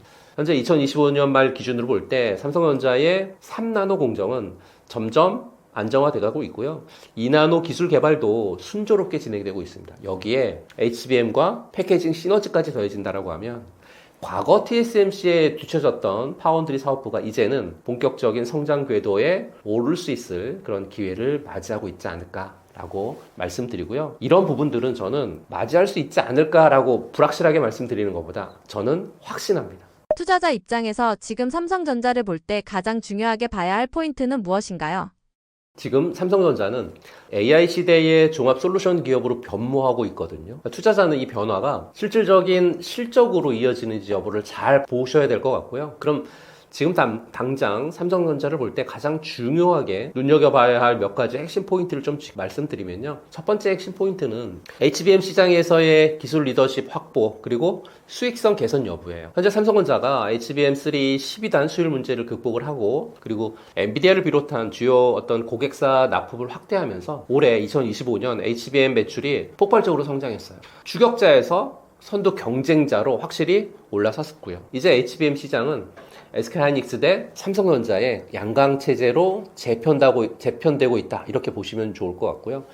눈여겨보셔야 될 건 이제는 단순히 HBM을 납품하느냐 마느냐를 넘어서요. HBM4 시장에서 하이브리드 본딩 기술을 통한 초격차를 실제로 구현을 하고 이를 통해서 고부가가치 시장을 선점할 수 있느냐가 핵심인 것 같습니다. 삼성전자가 HBM4 샘플을 고객사에 공급하기 시작했다라고 하는 소식 매우 긍정적이지만 이게 실제 대량 양산과 그리고 높은 수익성으로 이어지는지 꼼꼼히 살피셔야 될 것 같고요. 그래서 HBM 사업부의 매출 성장 그리고 영업이익률 부분들 가장 중요한 지표가 될 것으로 판단합니다. 두 번째 보셔야 될 건요. 파운드리 사업의 수율 안정화 그리고 대형 고객사의 어떤 확보 부분인 것 같아요. 현재 TSMC의 수요 폭증 그리고 공급 제약이 삼성전자 파운드리에 어떻게 보면 골든타임을 제공했다? 네. 삼성전자는 3나노 게이트 올 어라운드 공정의 수율을 안정화하면서 고객사들의 이목을 끌고 있고 나아가서 엔비디아 쪽에서의 그 블랙웰 차세대 AI 칩인 블랙웰의 파운드리 수주에 대한 기대감도 여전히 있거든요. 눈여겨보셔야 될 건 삼성전자 파운드리 사업부가 TSMC가 감당하지 못하는 AI 칩 물량을 얼마나 갖고 올 수 있느냐 그리고 수율을 얼마나 안정화시킬 수 있느냐 거기에 높은 수율을 지속적으로 유지하면서 수익성을 개선할 수 있느냐 이게 가장 중요한 포인트인 것 같습니다. 특히 엔비디아 외에 다른 주요 AI 반도체 기업들의 주문을 얼마나 확보했는지 그리고 2나노 공정 개발 그 로드맵이 차질 없이 진행이 되는지 또 파운드리 사업부의 장기 성장 동력을 결정할 부분들이라고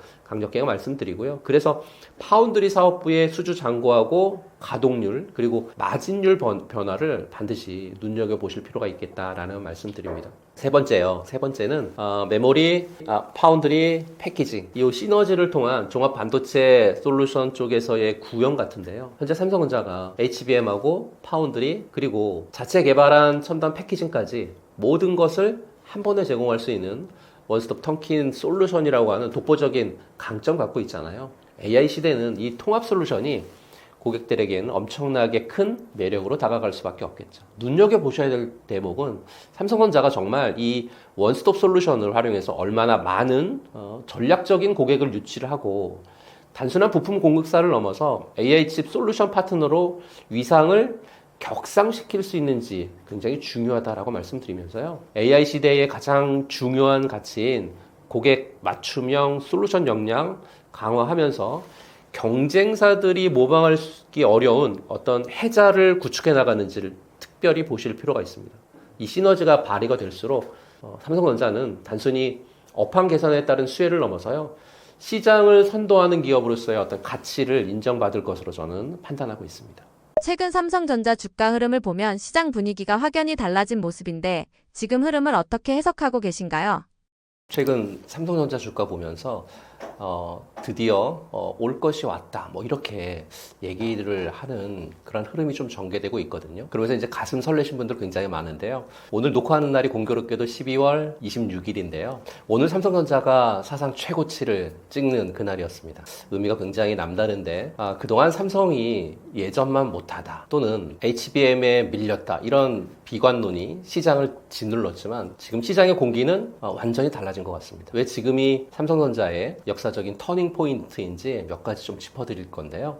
터닝 포인트 첫 번째는 메모리 슈퍼사이클의 재진입 이게 이제 확정된 부분인 것 같은데요. 2024년 말부터 시작이 된 D램이나 낸드 플래시의 가격 상승세가 올해 2025년 들어서면서 예상치를 좀 뛰어넘었죠. 그리고 AI 서버용 고용량 메모리 수요도 폭발했고요. 그러면서 재고가 소진이 됐고 그리고 전통 IT 기기 수요 회복이 이제 맞물리면서 평균 판매 단가의 강세가 펼쳐지고 있었죠. 이는 그동안의 반도체 암흑기가 완전히 끝났다라고 하는 확실한 신호라고 해석할 수 있고요. 물량하고 가격이 동시에 오르는 이 골드크로스 구간에 진입하면서 삼성전자의 실적이 근간이 튼튼해지고 있다. 이렇게 보시면 좋을 것 같습니다. 터닝포인트 두 번째는 온디바이스 AI 쪽에서의 선점인 것 같아요.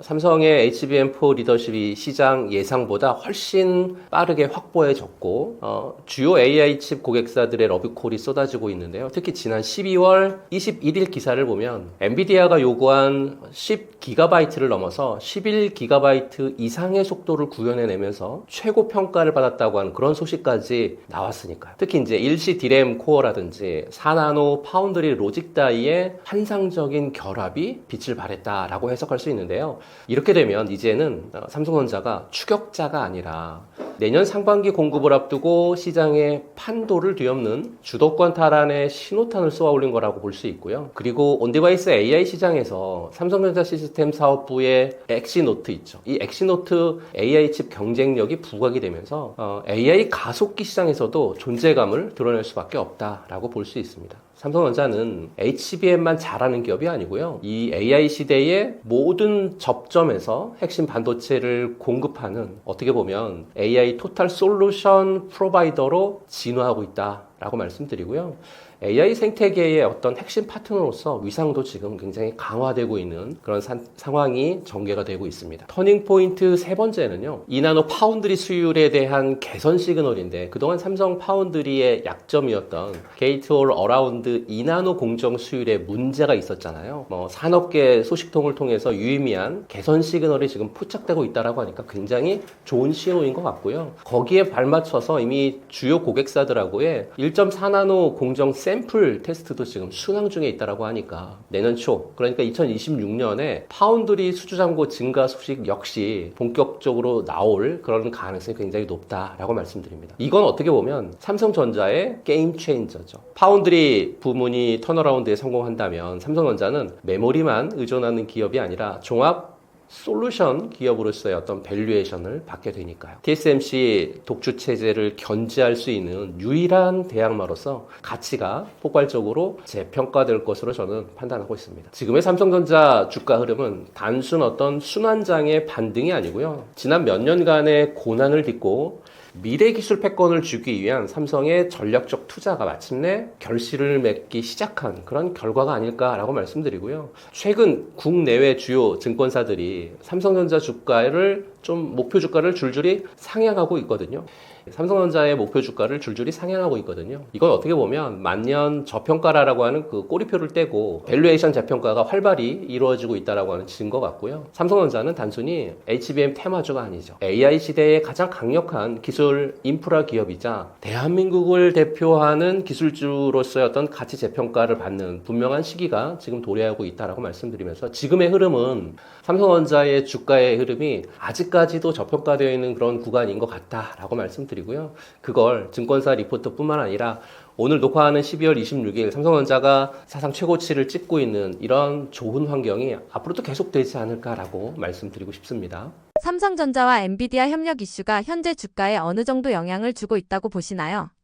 삼성 HBM이 엔비디아에 들어가냐 마냐, 젠슨 황 CEO가 삼성 부스에 왔다느니 안 왔다느니 초기 이슈들은 이미 역사의 뒤안길로 사라진 지 좀 오래가 됐고요. 당시에 그런 뉴스 하나하나가 주가가 출렁이는 그런 이슈였고 지금은 시장의 눈높이가 한참 높아졌죠. 초기의 기대감은 이미 주가에 다 반영이 됐고요. 이제는 협력과 질과 양분인 것 같아요. 거기에 실제 성과가 주가를 움직인다라고 말씀드리는데요. 왜 이렇게 말씀을 드리는지 이유를 설명을 좀 드려볼게요. 첫 번째 이유는 역전의 발판을 마련한 HBM4의 공급 가시화 부분인 것 같아요. 삼성전자가 내년 상반기부터 엔비디아 6세대인 HBM4를 본격 공급할 가능성 매우 커졌고 특히 삼성이 리스크를 감수하고 D램 설계를 완전히 재설계하면서 경쟁사하고의 기술 격차를 1년 가까이 확 줄였다라고 하는 평가가 지배적이거든요. 시장 점유율도 올해 16% 정도 수준에서 내년에 가면 2배가량 늘어나는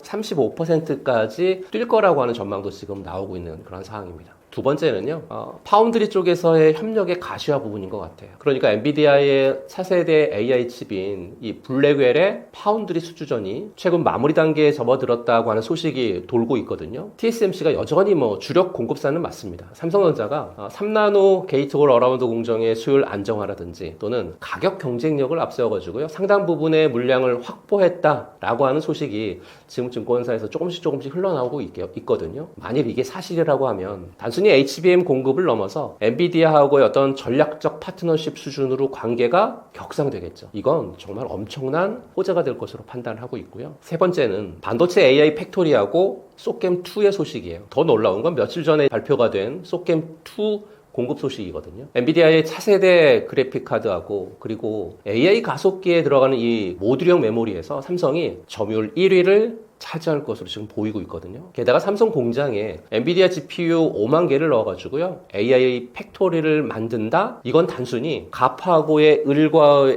관계를 넘어서 엔비디아가 삼성의 제조 능력을 자기들 표준으로 쓰겠다라고 하는 정말 강력한 시그널이라고 보시면 될 것 같습니다. 결론적으로 현재 주가에 즉각적인 미치는 재료는 아닌데요. 이미 시장은 삼성 엔비디아하고의 어떤 협력이 기정사실화된 상태로 인식을 하고 있어서 단발성 뉴스에 주가가 폭등했던 시기는 좀 지났다라고 말씀드립니다. 그러면 정말 주가에 실질적으로 영향을 미치려고 한다라고 하면 몇 가지를 체크하실 필요가 있는데, 실질적인 영향을 미치려고 하는 첫 번째는 실적 확인인 것 같아요. 가장 큰 핵심 동력이죠. 지금은 협력의 볼륨, 그러니까 HBM 납품량에 대한 어떤 확대라든지 또 HBM4에서의 기술 우위를 확보하는 부분들, 그리고 파운드리 수주 같은 구체적인 실적이라든지 시장 점유율이 상승이 그래야 주가에 긍정적인 영향을 미칠 것으로 판단하고 있고요. 두 번째, 주가에 실질적으로 영향을 미치려면 엔비디아하고의 성장과 동반 상승인 것 같아요. 엔비디아가 여전히 AI 반도체 시장을 지배하고 있거든요. 엔비디아 실적이 고공행진하는 한 삼성전자 같은 핵심 서플라이어의 주가도 일정 부분 동반 상승할 수밖에 없는 그런 구조거든요. 하지만 엔비디아의 공급망 다변화 정책 때문에 얼마나 많은 파일을 삼성전자가 가져가느냐가 사실은 관건인 것 같습니다. 세 번째는요, 경쟁이 심화되면서 변동성이 좀 확대될 부분들을 체크하셔야 될 것 같아요. 그러니까 SK하이닉스하고는 HBM 쪽에서의 주도 경쟁, 그리고 TSMC하고 인텔 파운드리하고의 경쟁 계속될 거잖아요. 이 과정에서 나오는 뉴스 하나하나가 삼성전자의 주가에 단기적인 변동성을 줄 수 있으니까 정신 바짝 차리셨으면 좋겠습니다. 주식은 기대감으로 오르지만 결국 실적으로 완성되잖아요. 삼성전자하고 엔비디아하고의 어떤 협력은 이제 더 이상 호재성 이슈가 아니라 얼마나 잘 해내느냐 따라서 주가에 영향을 미치는 본질적인 가치라고 좀 말씀드리고요. 기업의 펀더멘탈, 그리고 기술력, 그리고 시장 점유율 변화에 꾸준히 주목할 때라고 말씀드리고 싶습니다. HBM을 중심으로 한 메모리 경쟁에서 삼성전자의 위치는 지금 어디까지 와 있다고 보시나요? 우선은 HBM3는 수율 안정화와 공급 확대로 지각 변동을 좀 일으켰죠. 삼성전자가 2024년 중반부터 HBM3E 12단 제품을 엔비디아를 비롯한 주요 고객사에 성공적으로 이제 공급하기 시작했는데요. 물론 초기에는 수율 문제로 말이 굉장히 많았죠. 근데 2024년 작년 하반기부터 빠르게 안정화되면서 올해 2025년 들어서는 대규모 양산 체제를 구축했다라고 하는 최신 보고서들이 쏟아지고 있죠. 특히 그 엔비디아 쪽 공급 물량이 예상치를 상회하면서요, 시장 점유율을 빠르게 회복하고 있다라고 하는 그런 분석은 지배적인 상황이죠. 그래서 증권가에서는 삼성전자의 2025년 HBM 매출이 전년 대비해서 최소 2배, 많게는 3배 가까이 성장할 거라고 이렇게 예측을 하고 있거든요. SK하이닉스하고의 HBM 시장 점유율 격차를 상당 부분 좁히는 결과를 가져올 거라고 하는 그런 전망도 굉장히 많습니다. 특히 엔비디아는 특정 업체만 의존하지 않는, 그러니까 듀얼 벤더 전략을 확실히 가져가고 있거든요. 그러니까 삼성전자가 HBM3E의 기술력과 생산 능력을 입증하면서 엔비디아 입장에서는 안정적인 HBM 공급을 확보하게 됐다. 이건 삼성전자의 강력한 성장 동력이 되고 있다라고 말씀드리고요. 그 다음은 HBM4, 6세대 HBM4인데요. 현재 기술 리더십을 통해서 미래 시장을 선점하고 있어요. HBM4가 2026년부터 이제 본격적으로 기술 경쟁에 돌입하는데, 여기서 삼성전자가 현재 치고 나가고 있고요. 2025년 하반기부터 삼성전자가 하이브리드 본딩 기술을 적용한 HBM4 초기 샘플을 엔비디아 같은 주요 고객사에 공급하기 시작했다라고 하는 최신 뉴스들 굉장히 저는 고무적이다라고 말씀드리고요. 물론 SK하이닉스도 HBM4 개발에 박차를 가하고 있지만 삼성전자가 하이브리드 본딩을 먼저 도입하면서 기술 리더십을 확보하려고 하는 그런 움직임 보이고 있고, 이 기술이 HBM의 대량 양산에 만약에 성공적으로 적용이 된다고 하면요, 삼성전자가 HBM 시장에서 기술 초격차를 다시 한번 만들어낼 수 있는 강력한 무기가 된다, 이렇게 말씀드립니다. HBM4부터 GPU에 맞춰서 커스터마되는 경향이 굉장히 강해질 건데요. 삼성전자는 파운드리하고 패키징 기술까지 함께 갖고 있기 때문에요. 고객 맞춤형 솔루션 제공에서는 정말 강점을 그대로 가져갈 수 있다, 이렇게 판단하고 있습니다. 마지막으로 이제 독보적인 경쟁력을 보이고 있는 메모리, 파운드리, 패키징의 어떤 시너지 부분도 체크하실 필요가 있는데요. 사실 삼성전자의 가장 큰 강점은요, HBM, GPU, 그리고 첨단 패키징, 한 회사에서 이 모든 것을 제공할 수 있는 원스톱 턴키 솔루션 능력이에요. 엔비디아하고 같은 고객사 입장에서는 사실 공급망 관리가 훨씬 효율적이고 또 기술 개발 시너지도 굉장히 크다고 말씀드릴 수 있거든요. 엔비디아의 차세대 AI 칩, 블랙웰, 파운드리 수주 얘기도 있었는데요. 만약 삼성전자가 엔비디아의 파운드리 물량까지 대규모로 가져온다라고 하면 HBM 공급과 시너지를 내면서 AI 칩의 핵심 파트너로 위상이 더욱 공고해질 수 있다라고 말씀드리고요. 최근까지 SK하이닉스가 HBM 시장을 주도했지만 삼성전자의 HBM3E의 공급을 확대하고 수요를 안정화하면서요, SK하이닉스를 맹추격하고 있는 그런 와중이고, 동시에 HBM4에서는 하이브리드 본딩이라고 하는 차세대 기술을 선제적으로 도입했으니까요. 미래의 HBM 시장의 주도권을 잡기 위한 정말 강력한 도전이자 또는 선도 경쟁자로 완전히 위치를 바꿔놓고 있는 상황이 지금 현재 삼성전자가 아닐까, 이렇게 말씀드립니다. 물론 SK하이닉스도 만만치 않은 경쟁자고 시장은 언제나 빠르게 변하고 있거든요. 하지만 삼성전자가 그동안 쌓아온 반도체 쪽에서의 역량, 또 과감한 기술적인 투자, 그리고 위기 돌파 능력이라고 하면 충분히 다시 HBM 선두 자리를 되찾을 수 있다라고 저는 확신하고요. 삼성전자 HBM의 현재 위치는 이제 다시 시작이라고 하는 점을 명심하셨으면 좋겠고요. 앞으로 나올 HBM4 양산 소식이라든지 또는 고객사의 확대 소식에 귀 기울여야 될 때라고 말씀드리고 싶습니다. 2026년 시장을 준비한다는 관점에서 지금 가장 중요한 전략은 무엇이라고 보시나요? 2026년 시장의 키워드는 사실 몇 가지가 있어요. 그 첫 번째 키워드는 AI 반도체 슈퍼사이클이 계속된다는 거고요. 두 번째 키워드는 정부의 코스피 5천 정책 모멘텀인 것 같아요. 세 번째는 글로벌 준 골디락스 환경으로 인한 완화적인 통화 정책이 맞물린다라고 하는 거죠. 증권가에서 2026년 코스피 목표치를요, 5,000포인트. 정말 강세장일 경우에는 5,500포인트까지 열려있다라고 이렇게 보고 있거든요. 이 숫자가 사실 그냥 나온 숫자가 아니잖아요.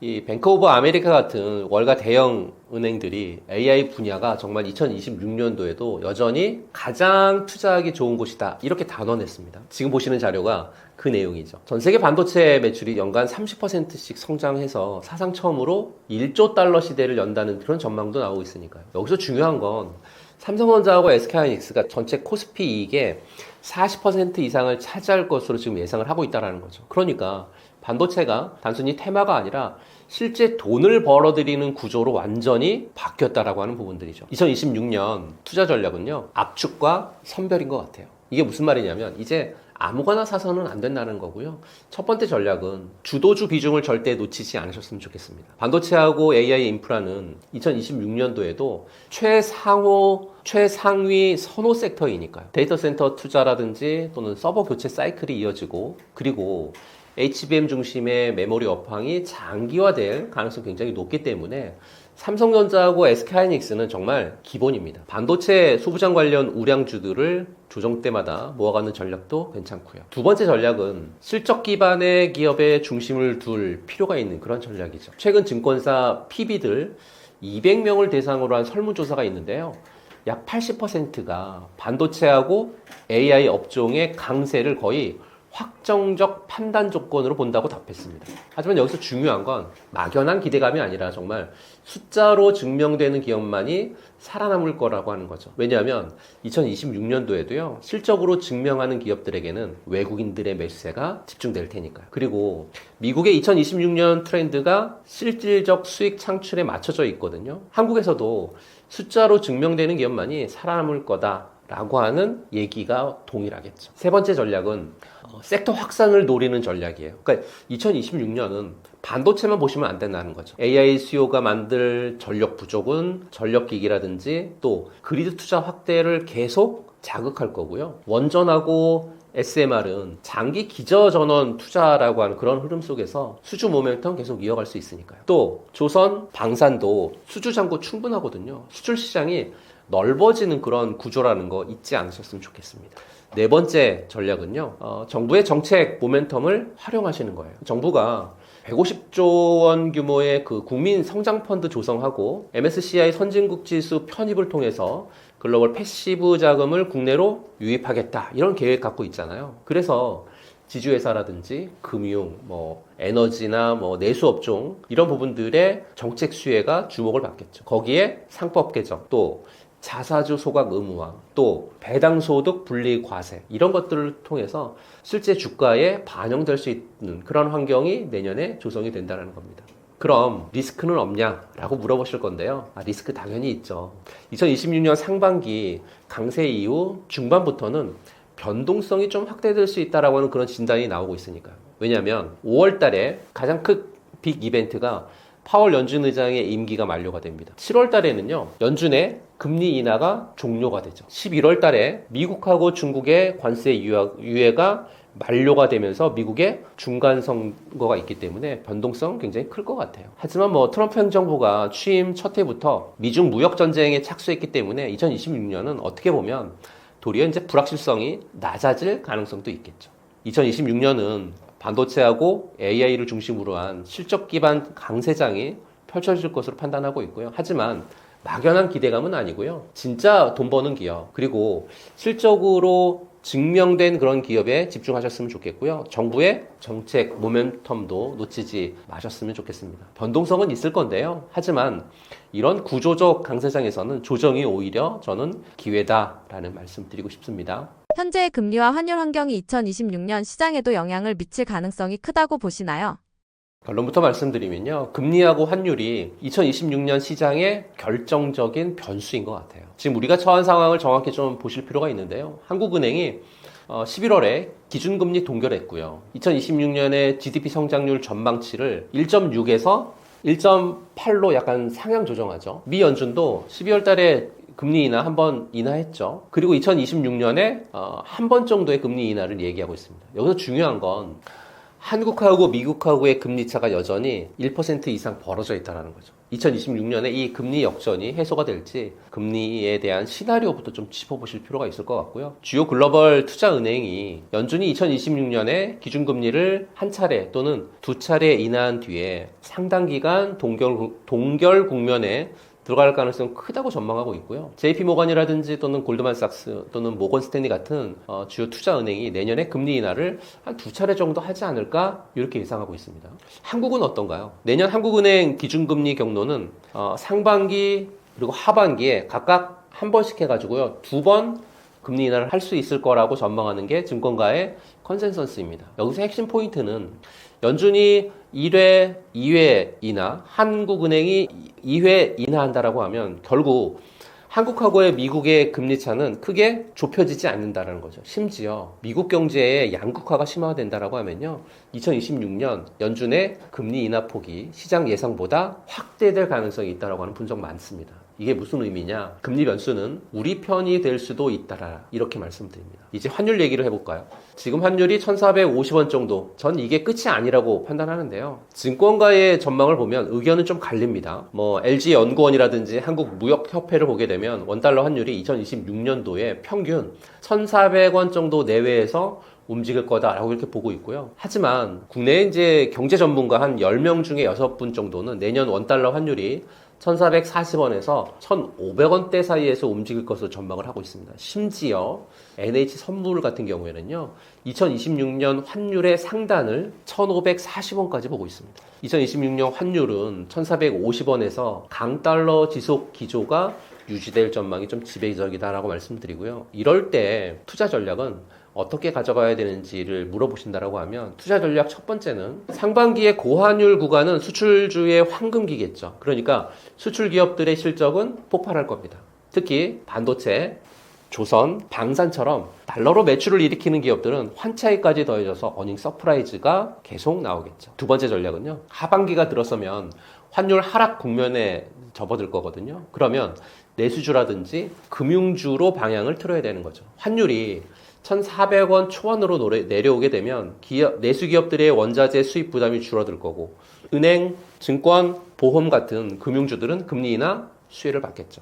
세 번째, 금리 인하 사이클은 성장주의 시대를 열 건데요. 금리가 내려가면 밸류에이션 부담이 줄어들겠죠. 특히 AI라든지 바이오, 또 2차 전지처럼 미래 성장성은 높지만 현금 흐름이 불안정한 업종들 다시 주목을 받을 수밖에 없습니다. 2026년 금리하고 환율 환경은 상반기는 좀 긴장하셨으면 좋겠고요. 하반기는 좀 완화 구도라고 이렇게 말씀드립니다. 한미 금리 차는 여전히 부담이지만 점진적으로 개선이 되겠죠. 환율 상반기는 1,420원에서 1,490원 정도의 고점을 찍고, 하반기 1,400원대 초반으로 하락할 가능성이 높다, 이런 말씀 드리고 싶습니다. 이 흐름을 정확히 읽고 상반기엔 수출주, 하반기엔 내수하고 성장주로 섹터 로테이션 하는 전략 굉장히 필요하고요. 금리와 환율은 변동성을 만들지만 그 변동성 속에는 기회가 있다 라는 거 참고하셨으면 좋겠습니다. 개인 투자자라면 지금 같은 시기에 가장 피해야 할 투자 방식은 무엇이라고 보시나요?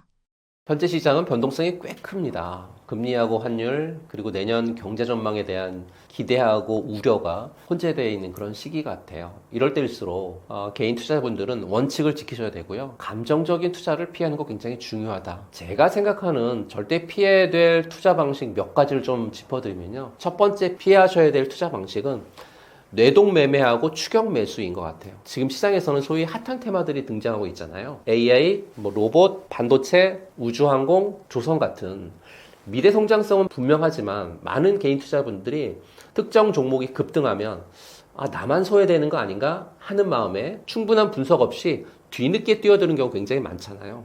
지금 안 사면 후회할 것 같다. 옆집에 김씨가 이거 사서 돈을 많이 벌었대더라, 이런 소문에 이끌려가지고 이미 주가가 최고점에 달한 종목을 쫓아가서 사는 바로 추격 매수죠. 이런 뇌동매매는 결국 고점에 물려서 손실을 보는 경우가 대다수인데요. 한때 급등했던 종목들이 결국엔 제자리로 돌아오거나 더 깊은 나락으로 떨어지는 거 너무 많이 보셨잖아요. 남의 말에 현혹되지 마시기 바랍니다. 어떤 종목이든 어떤 종목에 투자라든 충분한 기업 분석과 여러분만의 투자 원칙을 세우는 거 굉장히 중요하고, 주식은 불나방처럼 타오르다가 재가 되는 게 아니고요. 느리지만 단단하게 쌓아가는 성과 같다라는 말씀을 여러분들이 드립니다. 두 번째는 몰빵 투자인 것 같아요. 개인 투자자분들 중에 특정 종목이나 섹터에 필이 꽂혀서 자산의 대부분을 쏟아붓는 분들 계시잖아요. 이거 하나면 된다, 이런 식으로요. 하지만 분산 투자는 선택이 아니라 필수라는 거 명심하셨으면 좋겠습니다. 아무리 좋은 기업도요, 예상치 못한 악재라든지 또는 시장 상황의 어떤 변화로 인해서 휘청거릴 수 있거든요. 반도체 시장이 AI 붐으로 호황이라고 해도 어떤 주기적인 호황과 불황을 계속 반복하고 있거든요. 글로벌 경기에 민감하게 반응하는 거하고 똑같습니다. 한 종목에 모든 돈을 넣었다가 그 종목이 크게 하락하면 회복까지 엄청난 시간과 고통이 따르게 되니까요. 아니면 아예 회복하지 못하는 경우도 허다하니까요. 그래서 포트폴리오 구성은 투자자분들의 안전벨트하고 같다라고 말씀드립니다. 그러니까 여러 섹터와 기업에 나눠서 투자를 해서 위험을 분산하고 혹시 모를 상황에 대비하는 지혜가 필요하지 않을까 싶습니다. 세 번째는 빚내서 투자하는 건 절대 금물이죠. 가장 강조하고 싶은 부분은 바로 여기입니다. 주식시장에서 큰 수익을 얻기 위해서 무리하게 대출이라든지 또는 신용융자를 끌어와서 투자하는 거, 이거 절대 피해야 될 최악의 투자 방식입니다. 시장 변동성이 높은 시기에는 빚까지 내서 투자한다라고 하면 정말 작은 하락에도 심리적으로 엄청난 압박을 느끼게 되니까요. 이성적인 판단이 흐려지고 공포감에 휩싸여서 손절매 타이밍을 놓치거나 또는 반대로 폭등할 거라고 하는 막연한 기대로 버티다가 더 큰 손실을 볼 수 있으니까요. 설상가상 반대 매매라도 나간다라고 하면 그동안 쌓아올린 모든 것을 한순간에 잃을 수 있습니다. 원금 손실의 위험이 있다라고 하는 문구가 괜히 있는 게 아니거든요. 투자는 꼭 여유 자금으로 하셨으면 좋겠고요. 빚내서 투자하는 순간 투자자는 시장의 노예가 될 겁니다. 건강한 투자는 건강한 자금에서 시작한다라고 하는 말 명심하셨으면 좋겠습니다. 최근 환율과 글로벌 경기 흐름을 보면 경제 위기를 걱정하는 시각도 많은데 지금 상황은 위기 국면이라고 보시나요? 대대적인 경제 위기로 단정하기엔 아직 좀 이른데요. 몇 가지 핵심 요인을 좀 짚어드리면 첫째는 글로벌 경제의 연착륙 기대감 증가 부분인 것 같아요. 2025년 상반기를 거치면서 미국을 비롯한 주요국들의 어떤 물가 상승률이 예상보다 안정적으로 진정세를 보이고 있거든요. 그 덕분에 중앙은행들이 고강도 긴축에서 벗어나서 2025년 중반부터 금리 인하를 단행하기 시작했죠. 금리 인하는 기업들의 투자 심리를 개선할 수 있고 또 가계의 소비 여력을 높이겠죠. 그러면 경제 성장에 긍정적인 영향을 미칠 수 있겠죠. 또한 높은 금리에도 불구하고요. 글로벌 주요국들의 노동시장은 여전히 견조한 흐름을 유지하고 있거든요. 실업률이 낮게 유지되면서 소비 심리가 크게 위축되지 않는다라고 하는 점은 경기 침체 가능성을 낮추는 요인입니다. 그리고 2024년 다소 부진했었던 중국 경제 2025년 들어오면서요. 내수 부양책 마련을 하고 있고 부동산 시장의 안정화 노력 덕분에 점진적인 어떤 회복을 좀 보이고 있는 그런 보고서들 굉장히 많고요. 중국은 어떻게 보면 여전히 글로벌 경제에 있어서의 중요한 축인 거는 맞는 것 같아요. 중국의 회복은 글로벌 경제 전반에 긍정적인 영향을 미칠 수 있을 것 같다라는 말씀드리고요. 두 번째는 환율 쪽에서의 변동성인 것 같아요. 과거 위기와는 다른 맥락으로 좀 보실 필요가 있는데요. 그러니까 작년 2024년에 이어진 미국의 고금리 정책으로 인해서 킹달러 현상은 2025년 미국의 금리 인하 사이클과 함께 점차 완화되고 있으니까 물론 여전히 유로화라든지 또 엔화 같은 주요 통화 대비해서 달러화 가치가 높은 편이죠. 이렇게 되면 미국의 상대적인 경제 강세 그리고 안전자산 선호 심리가 복합적으로 작용한 그런 결과를 좀 볼 수 있을 것 같고요. 국내 입장에서는 원화 약세가 수출 기업들의 가격 경쟁력을 높이는 긍정적인 측면도 있죠. 수입 물가 상승으로 작용하는 어떤 부정적인 측면도 같이 공존하고 있는 그런 상황인데요. 하지만 이제 현재 글로벌 교육량이 회복되고 있다라고 하는 점에서 과거의 외환위기처럼 급격한 자본 유출로 인한 어떤 환율 폭등과는 거리가 좀 멀다 이렇게 보시면 될 것 같고요. 물론 시장에 원화는 넘쳐나는데 달러가 귀하니까 원화 가치가 떨어지는 건 당연한 경제 논리죠. 근본적으로 원화의 과잉 공급이라고 하는 구조적인 문제가 깔려있기 때문인데요. 정부가 국민연금이라든지 외환시장 안정화 협의체를 만든다고 나섰지만 이미 풀린 돈을 사실 단기간에 걷어들이기는 좀 힘들 거고요. 지금 환율을 1,400원 중후반대로 이렇게 고착시킨 진짜 원인은 이거인 것 같습니다. 하지만 지난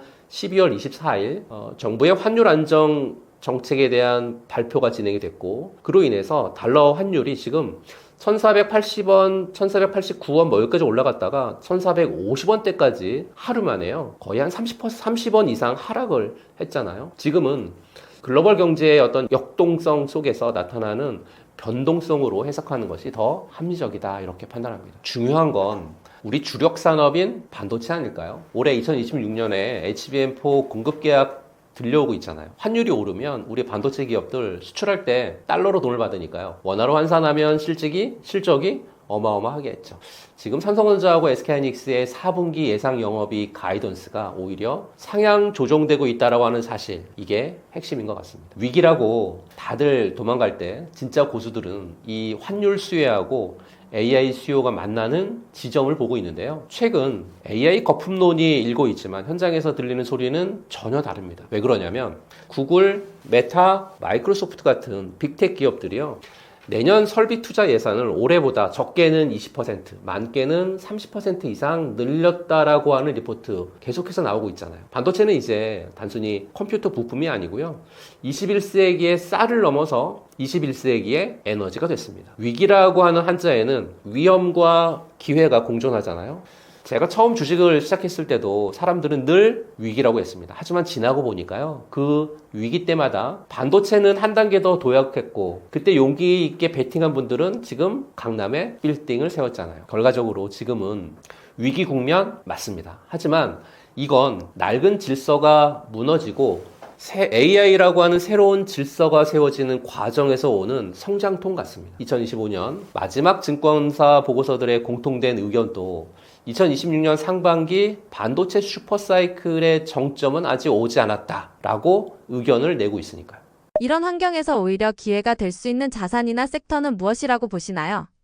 위기 속에 진주가 있다는 말 아실 텐데요. 시장이 불안할 때는 진짜 돈 버는 기업으로 몰리는 법이죠. 그래서 2026년에는 특히 더 선별적인 안목이 좀 필요할 것 같아요. 기회가 될 섹터를 좀 정리해드리면요. 첫 번째는 AI 인프라의 확장판인 것 같아요. 지금은 HBM 같은 메모리 반도체가 대장이었다라고 하면 이제는 그 열기를 식혀주는 뭐 액침 냉각 예를 들면 또는 전력 인프라 여기가 좀 주인공이 되지 않을까 싶습니다. AI 반도체하고 데이터 센터는 막대한 전력을 소모하잖아요. 최근에 나온 뉴욕발 기사를 보게 되면 구글, 아마존이 원자력 발전소하고 직접 계약을 맺고 있다라는 소식 여러분들 들어보셨을 겁니다. AI 데이터 센터는 일명 전기 먹는 하마죠. 환율이 높아서 미국산 장비 들여오기 굉장히 부담스러운데 그래서 글로벌 빅텍 기업들이 가성비 최고인 한국의 초고압 변압기, 전선, 거기에 SMR 기술의 러브콜을 보내고 있거든요. 1,400원대 중반의 고환율은 이 기업들에게는 앉아서 돈을 벌어다주는 어떻게 보면 보너스나 다름없습니다. 두 번째는요. 방산하고 조선 섹터입니다. K방산 수출이요. 2024년에 거의 약 한 95억 달러에서 2025년에 240억 달러로 큰 폭의 증가를 보이고 있거든요. 조선과 함께 가장 성장성이 큰 2대 산업이죠. 우크라이나 전쟁, 나토 회원국들의 어떤 국방 예상 증가, 또 한국의 방산 수출 확대, 이로 인해 가지고요. K방산이 글로벌 시장에서 지금 굉장히 주목을 받고 있습니다. 조선 섹터도 진짜 핵심이죠. 조선주는 친환경 전환 기조라든지 또는 견조한 LNG 운반선 수주에 힘입어서 2025년에 상승세를 보였고 미 해군이 도입할 새로운 그 호위함이 한국 기업 하나라고 콕 집었죠. 여기에서 건조될 예정이다 이렇게 밝혔기 때문에 이에 따라서 마스가가 어쩌면 2026년 상반기부터 좀 더 빨리 탄력을 받을 수 있지 않을까 이렇게 보고 있습니다. 세 번째는 진짜 알짜인 것 같아요. 온디바이스 AI 섹터요. 지금까지 AI가 거대한 데이터 센터 안에서의 어떤 이야기였다라고 하면 2026년은 여러분이 들고 다니는 스마트폰이나 또는 집안에 있는 가전제품 또는 타고 다니시는 자동차 안에서 AI가 직접 들어오는 그런 구간이라고 말씀드립니다. 서버용 반도체뿐만 아니라 저전력 반도체라든지 센서 그리고 관련 부품들이 제2의 도약을 준비하고 있습니다. 최근에 이제 삼성전자하고 SK하이닉스가 CXL 양산 체제를 갖췄다라고 하는 소식, 이게 굉장히 중요한지를 여러분들 좀 잘 아셨으면 좋겠습니다. CXL은 AI, 고성능 컴퓨팅 그리고 데이터 센터 이쪽에서 대용량 데이터 센터를 빠르게 처리할 수 있는 필수적인 인터페이스이니까요. 삼성전자하고 SK하이닉스가 양산 체제를 갖췄다라고 하는 건 이 분야에서 글로벌 기술 리더십을 확보했다라고 볼 수 있고요. 모든 기기가 똑똑해지는 시대, 그 심장을 만드는 기업들이 지금 바닥에서 고개를 스물스물 들고 있습니다. 주식시장에서 가장 비싼 비용은 바로 불안함 때문에 기회를 놓치는 비용이거든요. 지금 환율이 높고 경기가 불안하다고 현금만 들고 계신 분들 나중에 시장이 정상화됐을 때 저 멀리 달아난 주가를 보면서 후회하실 수 있습니다. 역사적으로 부의 대이동은 항상 모두가 위기라고 했을 때 일어났으니까. 1997년 IMF, 2008년 금융위기도 그랬고요. 지금 2025년 이 어수선한 분위기가 바로 여러분들의 자산 계급을 바꿀 골든타임입니다. 오늘 제가 짚어드린 전력, 에너지, 방산, 조선, 온디바이스 AI 이 세 가지 키워드를 가슴에 새기셨으면 좋겠습니다. 남들이 환율 차트 보면서 한숨을 쉴 때 여러분과 저는 이 기업들의 실적과 미래 가치를 보셨으면 좋겠습니다. 불확실성이 큰 시기에는 종목을 고르는 기준이 달라져야 한다고 보시나요? 글로벌 경제는 불확실성의 안개 속에 있지만 그 안개를 뚫고 AI라고 하는 혁명이 거대한 물결로 현재는 밀려오고 있는데요.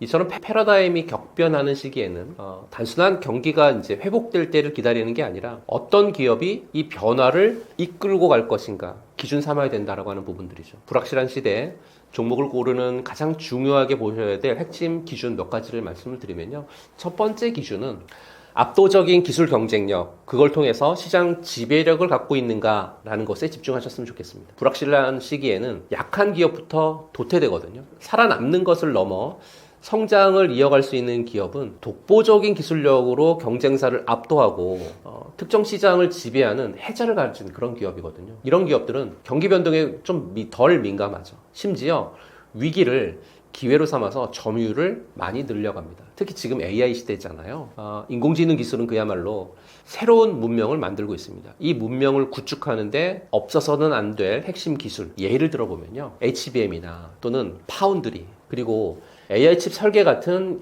이런 기술을 보유한 기업들에게 주목하셨으면 좋겠고요. 삼성전자, SK하이닉스의 HBM 기술 경쟁, 그리고 삼성 파운드리의 게이트 올 어라운드 기술, 거기에 엔비디아 같은 AI 칩 설계 선두 기업들이 여기에 해당되니까요. 잘 체크하실 필요가 있고요.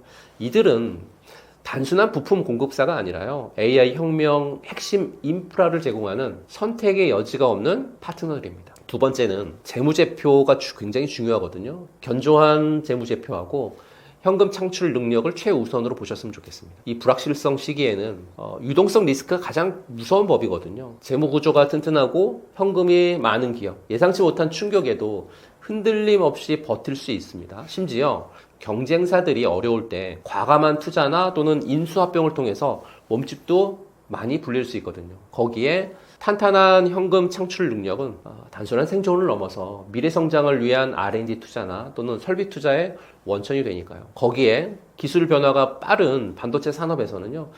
끊임없는 투자가 필수적이잖아요. 그래서 투자 여력이 있는 기업만이 AI 시대의 기술 경쟁에서 우위를 점할 수 있다라는 말씀드립니다. 세 번째는 이제 밸류업은 어떻게 보면 선택이 아니라 생존인 것 같습니다. 올해 2025년 한 해 동안 우리 증시의 가장 큰 화두 중에 하나가 기업 밸류업이었잖아요. 정부가 밀어붙이니 흉내만 내는 기업들도 굉장히 많았습니다. 근데 연말이 되니까요. 어떻게 보면 진짜하고 가짜가 가려졌습니다. 최근에 증권사 분석에 따르게 되면 최근 수급은 단순히 자산이 많은 기업이 아니라 자사주 소각하고 배당 성향 명확히 공시한 이런 기업들로 쏠리고 하는 거죠. 불확실한 시장에서 투자자들이 기댈 곳은 결국 확정된 수익인 배당과 주주 가치, 그러니까 주식 가치 제고뿐인 것 같아요. 나중에 잘 되면 줄게 이게 아니라 이미 이만큼 드리고 있습니다라고 하는 것을 증명하는 그런 기업들이니까요. 그게 바로 여러분들의 피난처가 될 수 있다. 이런 말씀 드리고요. 파도가 높을 때 구멍난 돛담배는 아무리 빨리 가려고 해도 침몰하잖아요. 하지만 정말 튼튼하게 만들어진 강철선은 거친 파도를 타고 더 멀리 갑니다. 여러분들이 들고 계신 종목이 과연 2026년에 이 거센 파도를 견딜 강철선인지 아니면 유동성 파티 때 잠깐 떴던 종이배인지 냉정하게 점검하시기 바라겠고요. 불확실성은 준비되지 않은 자에게는 재앙입니다. 하지만 기준을 바꾼 분들에게는 인생 역전의 발판이 될 수 있다라는 말씀드립니다. 저는 매달 10일, 20일, 30일마다 경제 원탑이라고 하는 채널에서 무료 강의를 하고 있습니다. 주식 관련되어 있는 강의를 하고 있는데요. 시장 상황에 맞게끔 지금 시장 상황은 어떤지에 대한 부분들을 설명 좀 해드리고요. 그 시장 상황에서에 맞게끔 종목을 한 4종목 정도, 5종목 정도가 시장의 주인공이 될 종목을 전략적으로 말씀을 좀 드리고 차트까지 설명드리고 있거든요. 거기에 섹터 하나를 또 정해서요. 어떤 날은 로봇 섹터, 또 어떤 날은 바이오, 어떤 날은 조선, 반도체 같은 섹터를 정한 다음에 그 섹터가 어떻게 움직일 건지, 지금 필요한 건 어떤 건지에 대한 부분들을 설명해드리고 퍼스트 클래스 종목을 한 5종목을 이렇게 콕 집어드립니다. 그리고 그 5종목이 선정된 퍼스트 클래스 종목 안에서 10배거가 될 수 있을 만한 종목 하나를 콕 집어서 말씀드리고요. 그리고 나서 코인, 비트코인, 이더리움, 리플 같은 이런 코인들에 대한 접근 방법이라든지 관점 같은 이런 부분들을 매달 10일, 20일, 30일마다 여러분들에게 무료로 서비스 해드리고 있으니까요. 경제 원탑 들어오셔서 같이 저와 많은 돈 버셨으면 좋겠다라는 말씀 드립니다.